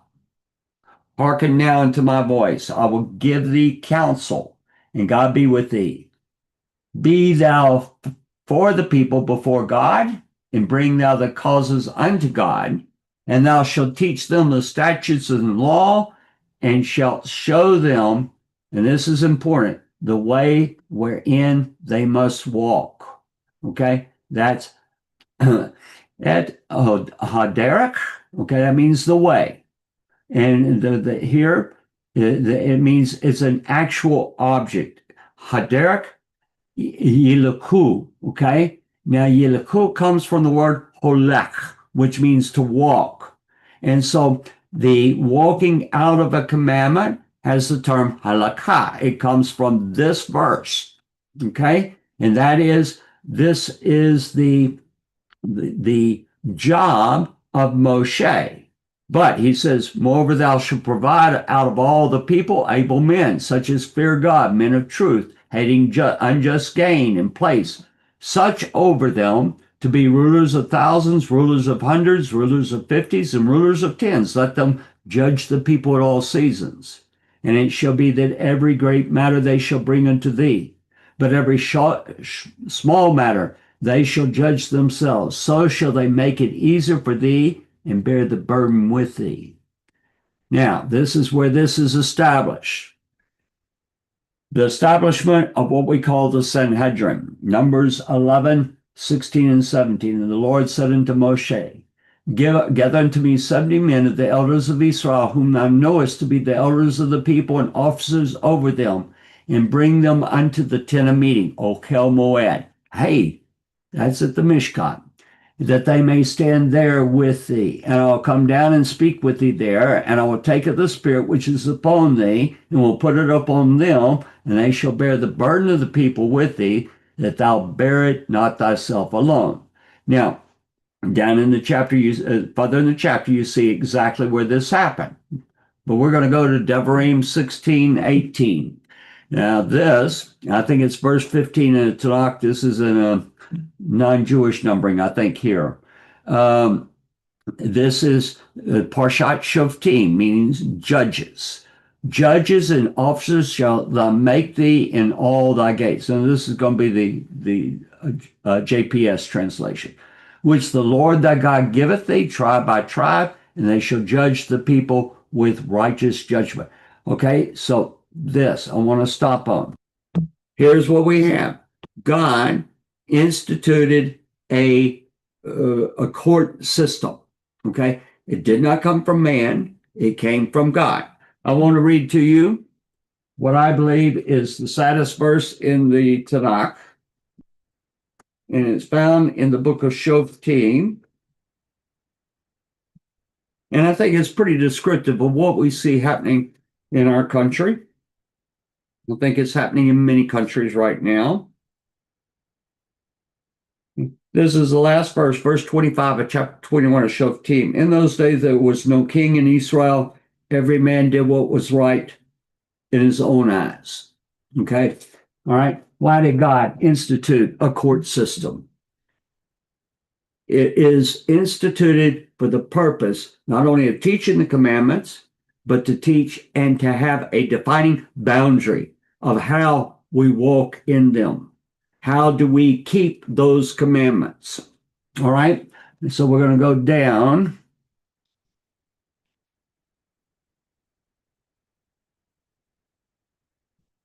And it says, if there arise a matter too hard for thee in judgment. This is Deuteronomy 17, and it continues from chapter 16, verse 18, down to here. And this is the heart of the matter. If there arise a matter too hard for thee in judgment, between blood and blood, between plea and plea, between stroke and stroke, even matters of controversy within thy gates, then thou shalt arise, get thee up to the place which the Lord thy God shall choose. You can go to 1 Kings chapter 8 and you find that place is Jerusalem. That's the holy temple. And thou shalt come unto the priests of the Kohanim, the Levites, and to the judge that shall be in those days. And thou shalt inquire. You are to ask them. There is a procedure, a protocol. And they shall declare unto thee the sentence of judgment. And thou shalt do according to the tenor of the sentence, which they shall declare unto thee from that place which the Lord shall choose, and thou shalt observe to do according to all that they shall teach thee. According to the Torah which they shall teach thee, and according to the judgment which they shall tell thee, thou shalt do. Thou shalt not turn aside from the sentence which they shall declare unto thee, to the right hand or to the left. I love the way the Ort Scroll defines it. It says, you shall not deviate to the right or to the left. And the man that doeth presumptuously and not hearkening unto the Kohen that standeth to minister there before the Lord thy God, or unto the judge, even that man shall die. And thou shalt exterminate the evil from Israel. That's pretty serious consequences. Okay? Now, we have a problem. Christianity has this problem. Hebrew Roots has this problem. A lot of Messianic Judaism has this problem. I'm going to read from Matthew 15, 3 through 5. He answered and said to them, why do you also transgress the commandment of God? He's speaking to the Pharisees. Now you see at the top, I wrote in, background is necessary. Why do you transgress the commandment of God? Because of your tradition. Now, let me stop sharing for a moment. Where it says tradition, it is the Greek word perdosis. It is the equivalent of the Hebrew word halakha. Okay? And so he's saying, I'm going to go back. We're going to read it again. Right? He answered and said to them, why do you also transgress the commandment of God because of your halakha? For God commanded, saying, honor your father and your mother, and he who curses father or mother, let him be put to death. But you say, whoever says to his father or mother, whatever profit you might have received from me is a gift to God, then he need not honor his father or mother. Thus you have made the commandment of God of no effect by your halakha, by your paradosis, by your tradition. Hypocrites. Well did Isaiah prophesy about you, saying. Now, let me see. We're going to read on just a little bit more, and then I'm going to stop, and I want to share something. These people draw near to me with their mouth and honor me with their lips, but their heart is far from me, and in vain they worship me, teaching his doctrine, the commandments of men. All right? Yeah, that's as far as we want to go there. Now, the background is we find that a very famous rabbi, okay, his name is Rabbi Jacob Emdom, okay, lived in the 1700s. Very scholarly man. And he actually wrote about this text. And he said, wait a second.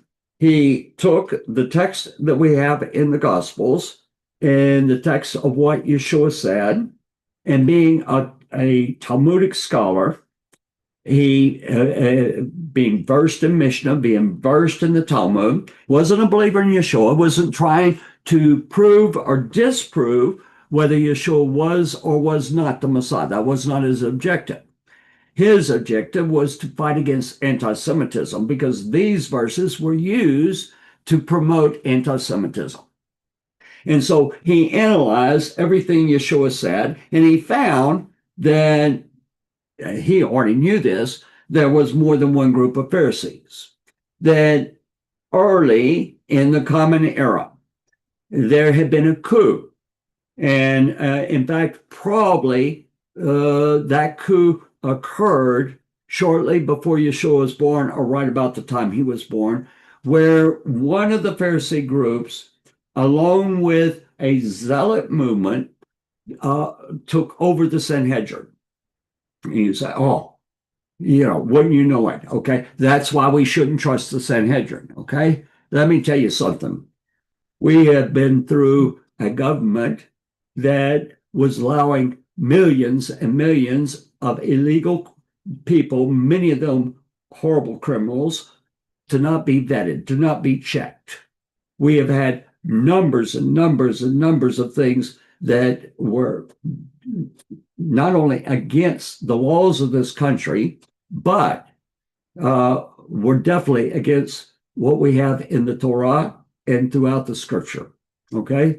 And so, don't throw a stone at Israel because they had a Sanhedrin that was basically rogue. And that Sanhedrin actually led to the revolt that occurred in 66 to 70 Common Era. So that was called Beit Shammai.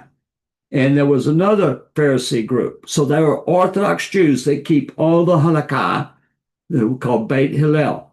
And the words of Yeshua, according to Rabbi Emdom, and another book, were based on Rabbi Emdom's work called Jesus the Pharisee by Rabbi Harvey Falk. He went in and re-examined Rabbi Emdom's work. And he said, whoa, he's right.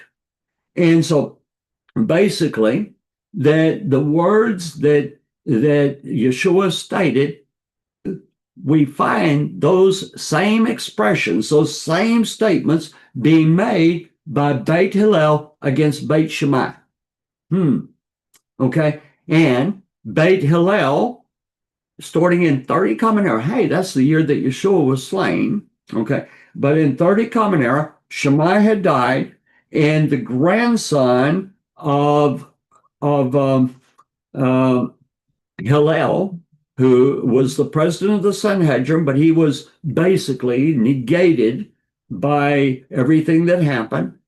His grandson, who is known as Gamliel the Elder, became the new president of the Sanhedrin, and it began to move back. And so Beit Hillel began to restore order. But all the things that we see here, they themselves, Beit Hillel, made statements about Beit Shammai. It wasn't considered saying, okay, halakha is bad. What it's saying is you've got off the base. Okay? And so they came in and they annulled, just like we do. We have a constitution and we have laws that have been passed, and they get taken to court. And they say this law disagrees with the Constitution. My goodness, on the nightly news, you see where this judge is saying, or this representative is saying that President Trump is violating the Constitution. It's unconstitutional what he's doing. Here, they're saying it's against the Torah. And so they did away with the majority of the decisions, the halakha that was set by Beit Hillel. And you can check this out, okay? All right. So we're going to go forward. I want to read this, and then I want to come to the statement, be like the prophet Yirmiyahu.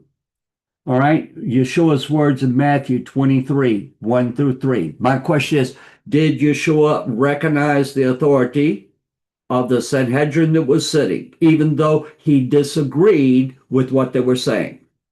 He said, then Yeshua spoke to the multitudes and to his Talmudim, his students, saying, the scribes and the Pharisees, meaning Beit Shammai, sit in Moshe's seat. Therefore, whatever they tell you to observe, that observe and do, but do not do according to their works. For they say, and do not do. Yeshua did not say, ignore the halakha of Beit Shammai. He said, do it. Do it. And I can guarantee you that he did it. Okay? And so the things that were formally, legally as halakha, he observed. Okay, because that's what we're told to do in the Torah. So for us, people will say, why should we listen to the Jews? It's Jewish tradition. It's Jewish halakha. It has nothing to do with us today. Okay, I want to cover that also. Doesn't have anything to do with us today. But be like the prophet Yirmiyahu. Yirmiyahu had a message from God. Yirmiyahu was a man sent from God, but his message was unpopular. His message was go out and surrender to the Babylonians and you'll live. But man felt, I'm not going to do that. I have to defend myself. And so we call Yirmiyahu the weeping prophet. Why? Why do we call him the weeping prophet? Because he was hated. He was beat up. He was thrown in a dungeon that was actually a cistern full of mud, okay? Because he was following the ways of God. All right? We ourselves, are we going to be like the man described in the book of Judges? Each man does what's right in his own eye. God set up a system, okay? That court system. And that court system is to guide us in how we observe God's commandments. Now, if you disagree with it, that's fine. But I am not saying, understand me, I'm not saying everybody needs to convert, okay? I'm not saying that. But if a person goes through a conversion, as long as they do not deny Yeshua, I do not have a problem. Whether you are going to convert or not convert, we are to follow commandments. Where do we get the instruction on how to follow those commandments? It comes from what God gave through the Sanhedrin, okay? And what does Judaism follow today? There are things I disagree with that are done in ultra-Orthodox Judaism, okay? A lot of the rabbis that I know are modern Orthodox, okay? And they're not ultra-Orthodox. They disagree with many of the things. But when it's halakha, if they are observant, they observe it, okay? Maybe not to the extremity that the ultra-Orthodox do. But wait a second. They're observing the halakha that was set, okay? We have the same thing today. That's where we go. There's a passage where Yeshua is talking in Yochanan chapter 7, and he's taking the bread, he's taking the wine. He says, this is my body, this is my, okay? Christianity made all these doctrines about it, the Lord's Supper and Transfiguration and all of these things. To Jews, it sounded, unless you eat of my flesh, you have no part. Unless you drink of my blood, you have no part. And people said, whoa, and people started departing. He looked at his Talmudim, okay, the ones that he had personally taught, they haven't left. And he knew they were bothered by what he said. They didn't understand it. But they made a statement. Where else are we going to go? I have a question on a commandment. A commandment like tzitzit. Where should I make tzitzit however I feel? Okay. Do I have the right as a non-Jew to wear tzitzit? I mean, these questions need to be answered. What about the food that we eat? People say, "Oh, I keep biblical kosher." Okay. Well, biblical kosher is what you mean is you eat clean meats. Okay. You need to go in and you need to see what did they define as what makes it kosher. Okay. It's not just being clean. That's the starting point. It has to be from a clean animal, but that's the starting point. Where are we going to go to get the instruction? And here, what is coming out over the internet when they're talking about the red heifer. I could go on and on about the red heifer, and we could look and see. I'm going to show you real quick. I mean, there's a lot more that we could talk about here. Okay. Well, let's go ahead and talk about this because this is important. This is the next slide. Okay. Do we follow the halakha of today? My opinion is yes, we do. We do. And the Torah has 613 commandments, but many of those commandments don't apply to me because I'm not Jewish. Many of those commandments don't apply because I live out of the land of Israel. Many of them don't apply to me because I'm a man and not a woman, or keep on going down the line. But the commandments that apply to me, first off, they do apply. And secondly, who has the authority by God to set the halakha? Oh, that has to come from the court system that God set up. All right. So we have what is called Milah. There's actually a tractate of the Mishnah of Milah. Okay, so here's a definition of Milah. In Jewish law, Milah is the sin of deriving unauthorized benefit from property consecrated to the temple or offerings. This violation also applies to certain vows and involves paying for the benefit received, adding a fifth to the value, and bringing a guilt offering as atonement for an accidental trespass. The specific regulations for Milah are detailed in the tractate of Milah in the Talmud, also the Mishnah. What is considered Milah? Using consecrated property. Any use of property dedicated to the temple is called Hekdesh. It comes from the word Kadosh. See, the K-D-E-S-H. Kadosh is holy. For private purposes is considered Milah. All right? The red heifer falls in the category. If you speak wrongly, intentionally, of the red heifer, first off, this instance of saying this heifer qualifies. Well, you didn't read Numbers 19, okay? You didn't read it thoroughly. And if you came in and said, oh, the Jewish, all these Jewish customs and laws and tradition, they've applied it. No, it's not. It's legal. Everything was set up by God in its set order, and it's legal, okay? And so I can guarantee you, whatsoever you shall bind on earth is bound in heaven. You know that verse from the book of Matthew, okay? However, that phrase actually comes from the Jewish writings, okay? And it's in reference to the court's authority to set halakha, okay? Specifically the Sanhedrin, and they follow the Sanhedrin's authority in those things, okay? So we cannot misuse or misteach on the red heifer. That falls into the category of milah, okay? We are perverting what God made holy, and it is a very thing. The red heifer is not an offering. It's not. It has a purpose. It is to bring corpse purity. Let me ask you, where do you need corpse purity?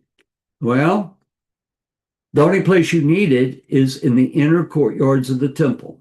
Okay, the inner courtyards. On the Temple Mount, we have a fence, a wall. It's called the Soreg. And on the Soreg, The Sareg is going to go around the inner courtyards all the way around.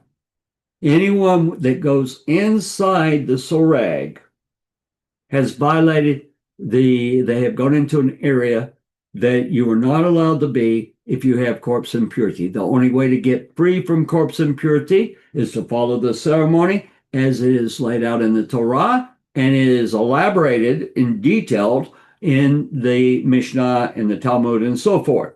That only the first day you have to go to the priest. You can't go to the Levite. You can't go to the Israelite. You have to go to the Cohen, okay? A legitimate Cohen. And you have to proclaim your intention to be sprinkled with the ashes of the red heifer. That is required. So from that day, you come back on the third day and they will sprinkle you. It has to be sprinkled by a Cohen. A Cohen is the only one that has the authority from God in order to work the ashes. Okay? And so we have to do it the way God set up, or each man does what's right in his own eyes, and we have chaos and we have all kinds of wild things. Now, I want to cover something else. If you say that something dedicated to God, let's say the showbread, okay? Okay, the showbread, the lechem hapanim, there are rules concerning it.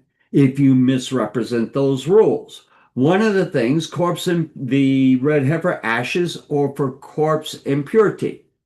They are not for healing. If they are used for healing, let me ask you, who's distributing the ashes? Is he a Kohen? Have they been stored where they're supposed to be stored? Are you going and you're praying? We have a passage that says, if a prophet comes to you and he gives you a sign, and let me read this to you.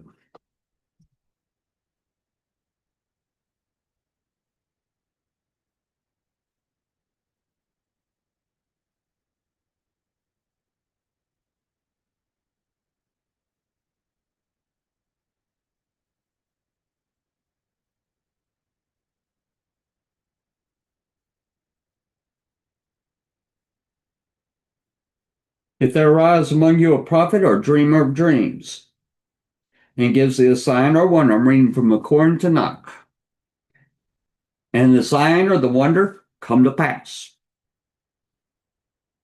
of which he spoke to these, saying, let us go after other gods, which thou hast unknown, and let us serve them. Thou shalt not hearken to the words of that prophet. Okay, now that's going to fall in the same category. You can't change what God said. This is for that. Okay, you can't say, oh, the ashes of the red heifer, which are for corpse impurity, therefore healing. Okay, that is misrepresenting what God had said, because it leads you away from the words of God. Okay, and so listen, I don't think this is being maliciously done. Okay, I just think that it's a very serious thing, and I think that it's time that people that believe that Yeshua is the Messiah, that if you're going to follow Torah, let's follow it real, okay? Which includes you recognize the court system, you recognize the Sanhedrin and what God, and the establishment of halakha. And where halakha is set, God forbid that you would say, oh, I'm going to do it another way, okay? All right. Listen, y'all, I want to thank y'all on this. Let me make sure I don't have something.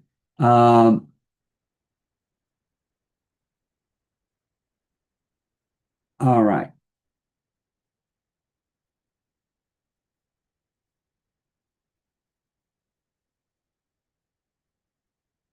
All right. I want to do one last slide. I had more that was talking on the Milah and the Hekdesh. By the way, I want to encourage you to watch a video. Eliyahu Berkowitz, Adam Eliyahu Berkowitz. He is a rabbi. He is a friend of mine. I have a lot of respect for him. He has been following the story of the red heifer. He was very upset about the things that they were saying. This was a a trick that the Temple Institute was pulling on everyone, that the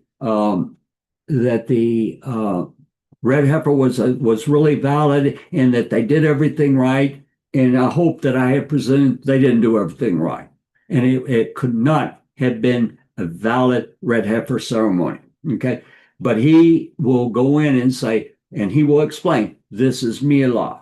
Okay, and but go to YouTube and look up Eliyahu Berkowitz, and you can find the video that he did on the red heifer and all this controversy. All right. I want to ask something, and let me stop sharing for just a moment. The question is, if you are observing Torah, are there two Torahs? Is there a Torah that is for the Jews and a different Torah for the non-Jews? Or do we have one Torah? I believe we have one Torah, and that Torah has applications for Jews, it has applications for priests, it has applications for men, for women, for people in the land, for people out of the land, and so forth. But you don't have a Torah for the non-Jews and a different Torah for the Jews. And so you have to follow the system. And don't think, well, that was back then, they had to do that. It applies the same today. Okay. And so we have one Torah, we have one system, and whoever you are, you're going to fall in one of those categories. And so this will close out with this. All right.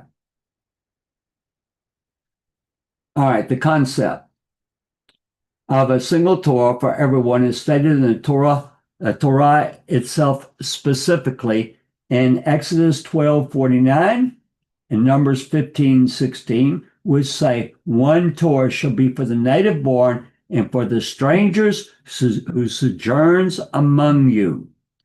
These verses establish that there is one divine instruction or law for all people, regardless of their origin, and that the same rules equally apply to both native Israelites and foreigners living among them. It applies to us. Okay? All right. Shalom, everyone. And I hope that it was not my heart or my intention to attack. But I think this is a very serious situation, a very serious problem. And that if we're going to walk in Torah, let's walk in Torah as God set it up, not, well, we'll do a little here and a little there. Okay? Let's get serious. And let's do it to the best of our ability, to the fullness of what God has for us. Shalom, everyone.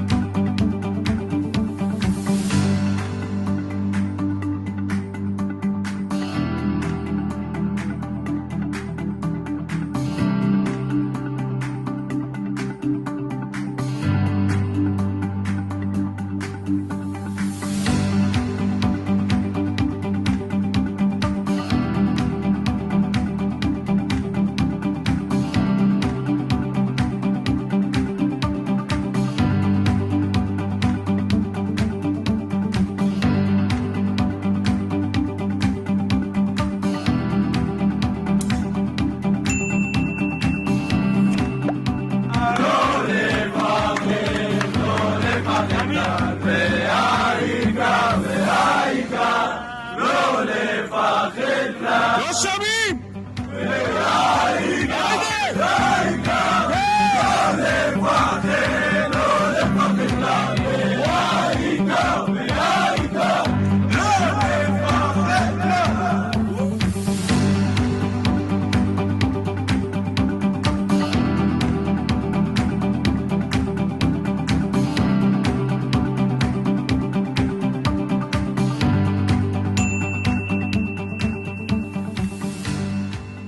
Shalom, mi nombre es Gabriel Gallegos. Saludos a todos aquellos seguidores de Active Ministries, en especial a nuestra comunidad latina.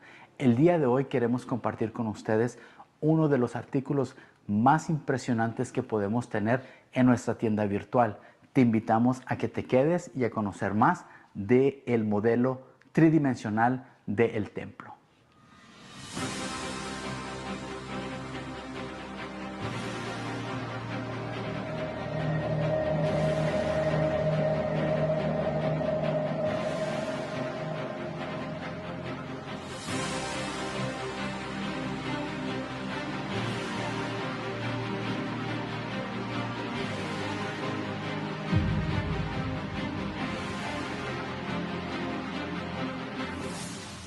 Les presento el nuevo modelo del templo. Una de las cosas adicionales que se han agregado en esta impresión es esta base donde está de una manera inclinada, 45 grados. ¿Para qué? Para que pueda enseñarse mejor a nuestra audiencia. O si usted, al igual que a mí, le gusta ponerlo de la manera tradicional y ponerlo en una superficie plana, pues también puedo hacerlo. De esta manera usted lo puede poner en su oficina o en su lugar de estudio o en su lugar de reunión. ¿Para qué? Para que la gente pueda admirar la gran maravilla de lo que se ha podido llegar a hacer. Ahora les voy a invitar a que me sigan acompañando para mirar las siguientes adiciones que se le han agregado a este nuevo modelo.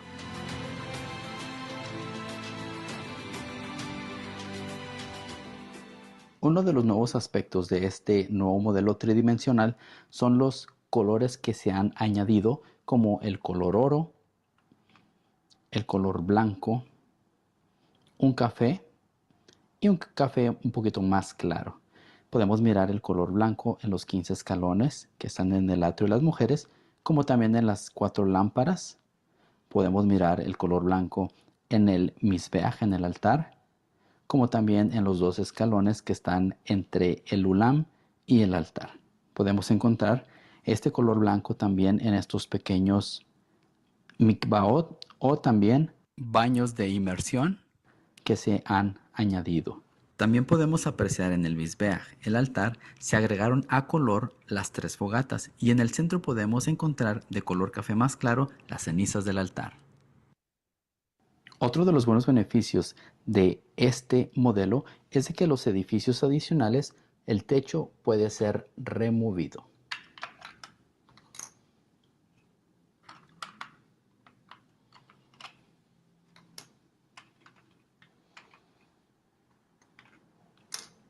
En el edificio sureste podemos mirar cómo el área donde el Sanedrín se reunía para hacer sus juicios, y también se ha agregado un color azul en donde está el lavacro para así poder distinguir las diferentes áreas. Les agradecemos mucho a cada uno de ustedes, especialmente a la comunidad latina, por estarnos acompañando. Pueden ir a Jerusalem Temple Studies y buscar la opción tienda o store en inglés y luego buscar modelos del templo y ahí podrán obtener el suyo. Bendiciones y gracias por su apoyo. Shalom.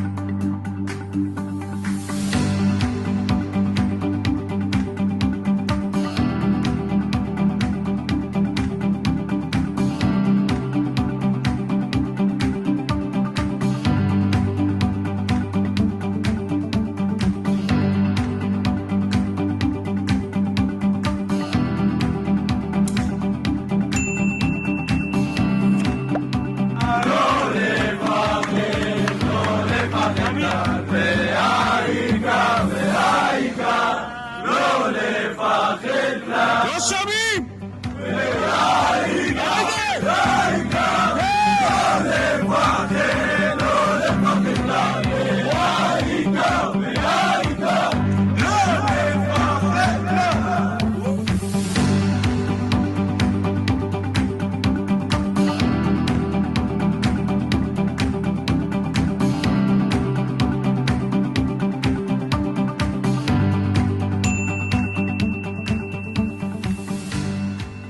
Shalom, mi nombre es Gabriel Gallegos. Saludos a todos aquellos seguidores de Active Ministries, en especial a nuestra comunidad latina. El día de hoy queremos compartir con ustedes uno de los artículos más impresionantes que podemos tener en nuestra tienda virtual. Te invitamos a que te quedes y a conocer más del modelo tridimensional del templo.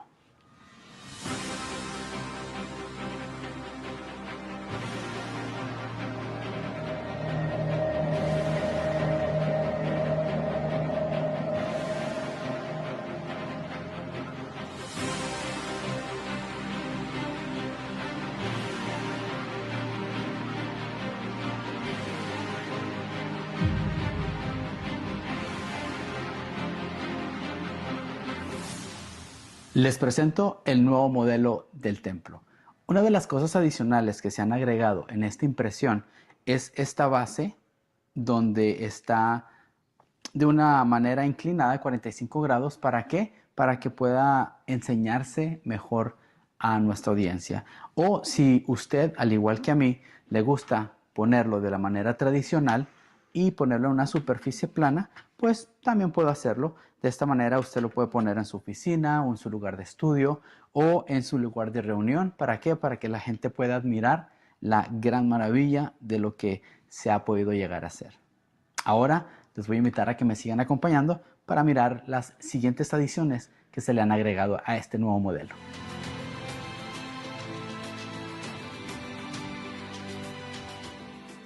Uno de los nuevos aspectos de este nuevo modelo tridimensional son los colores que se han añadido, como el color oro, el color blanco, un café y un café un poquito más claro. Podemos mirar el color blanco en los 15 escalones que están en el atrio de las mujeres, como también en las 4 lámparas. Podemos mirar el color blanco en el misbeaj, en el altar, como también en los 2 escalones que están entre el ulam y el altar. Podemos encontrar este color blanco también en estos pequeños mikvaot o también baños de inmersión que se han añadido. También podemos apreciar en el misbeaj, el altar, se agregaron a color las 3 fogatas y en el centro podemos encontrar de color café más claro las cenizas del altar. Otro de los buenos beneficios de este modelo es de que los edificios adicionales, el techo puede ser removido.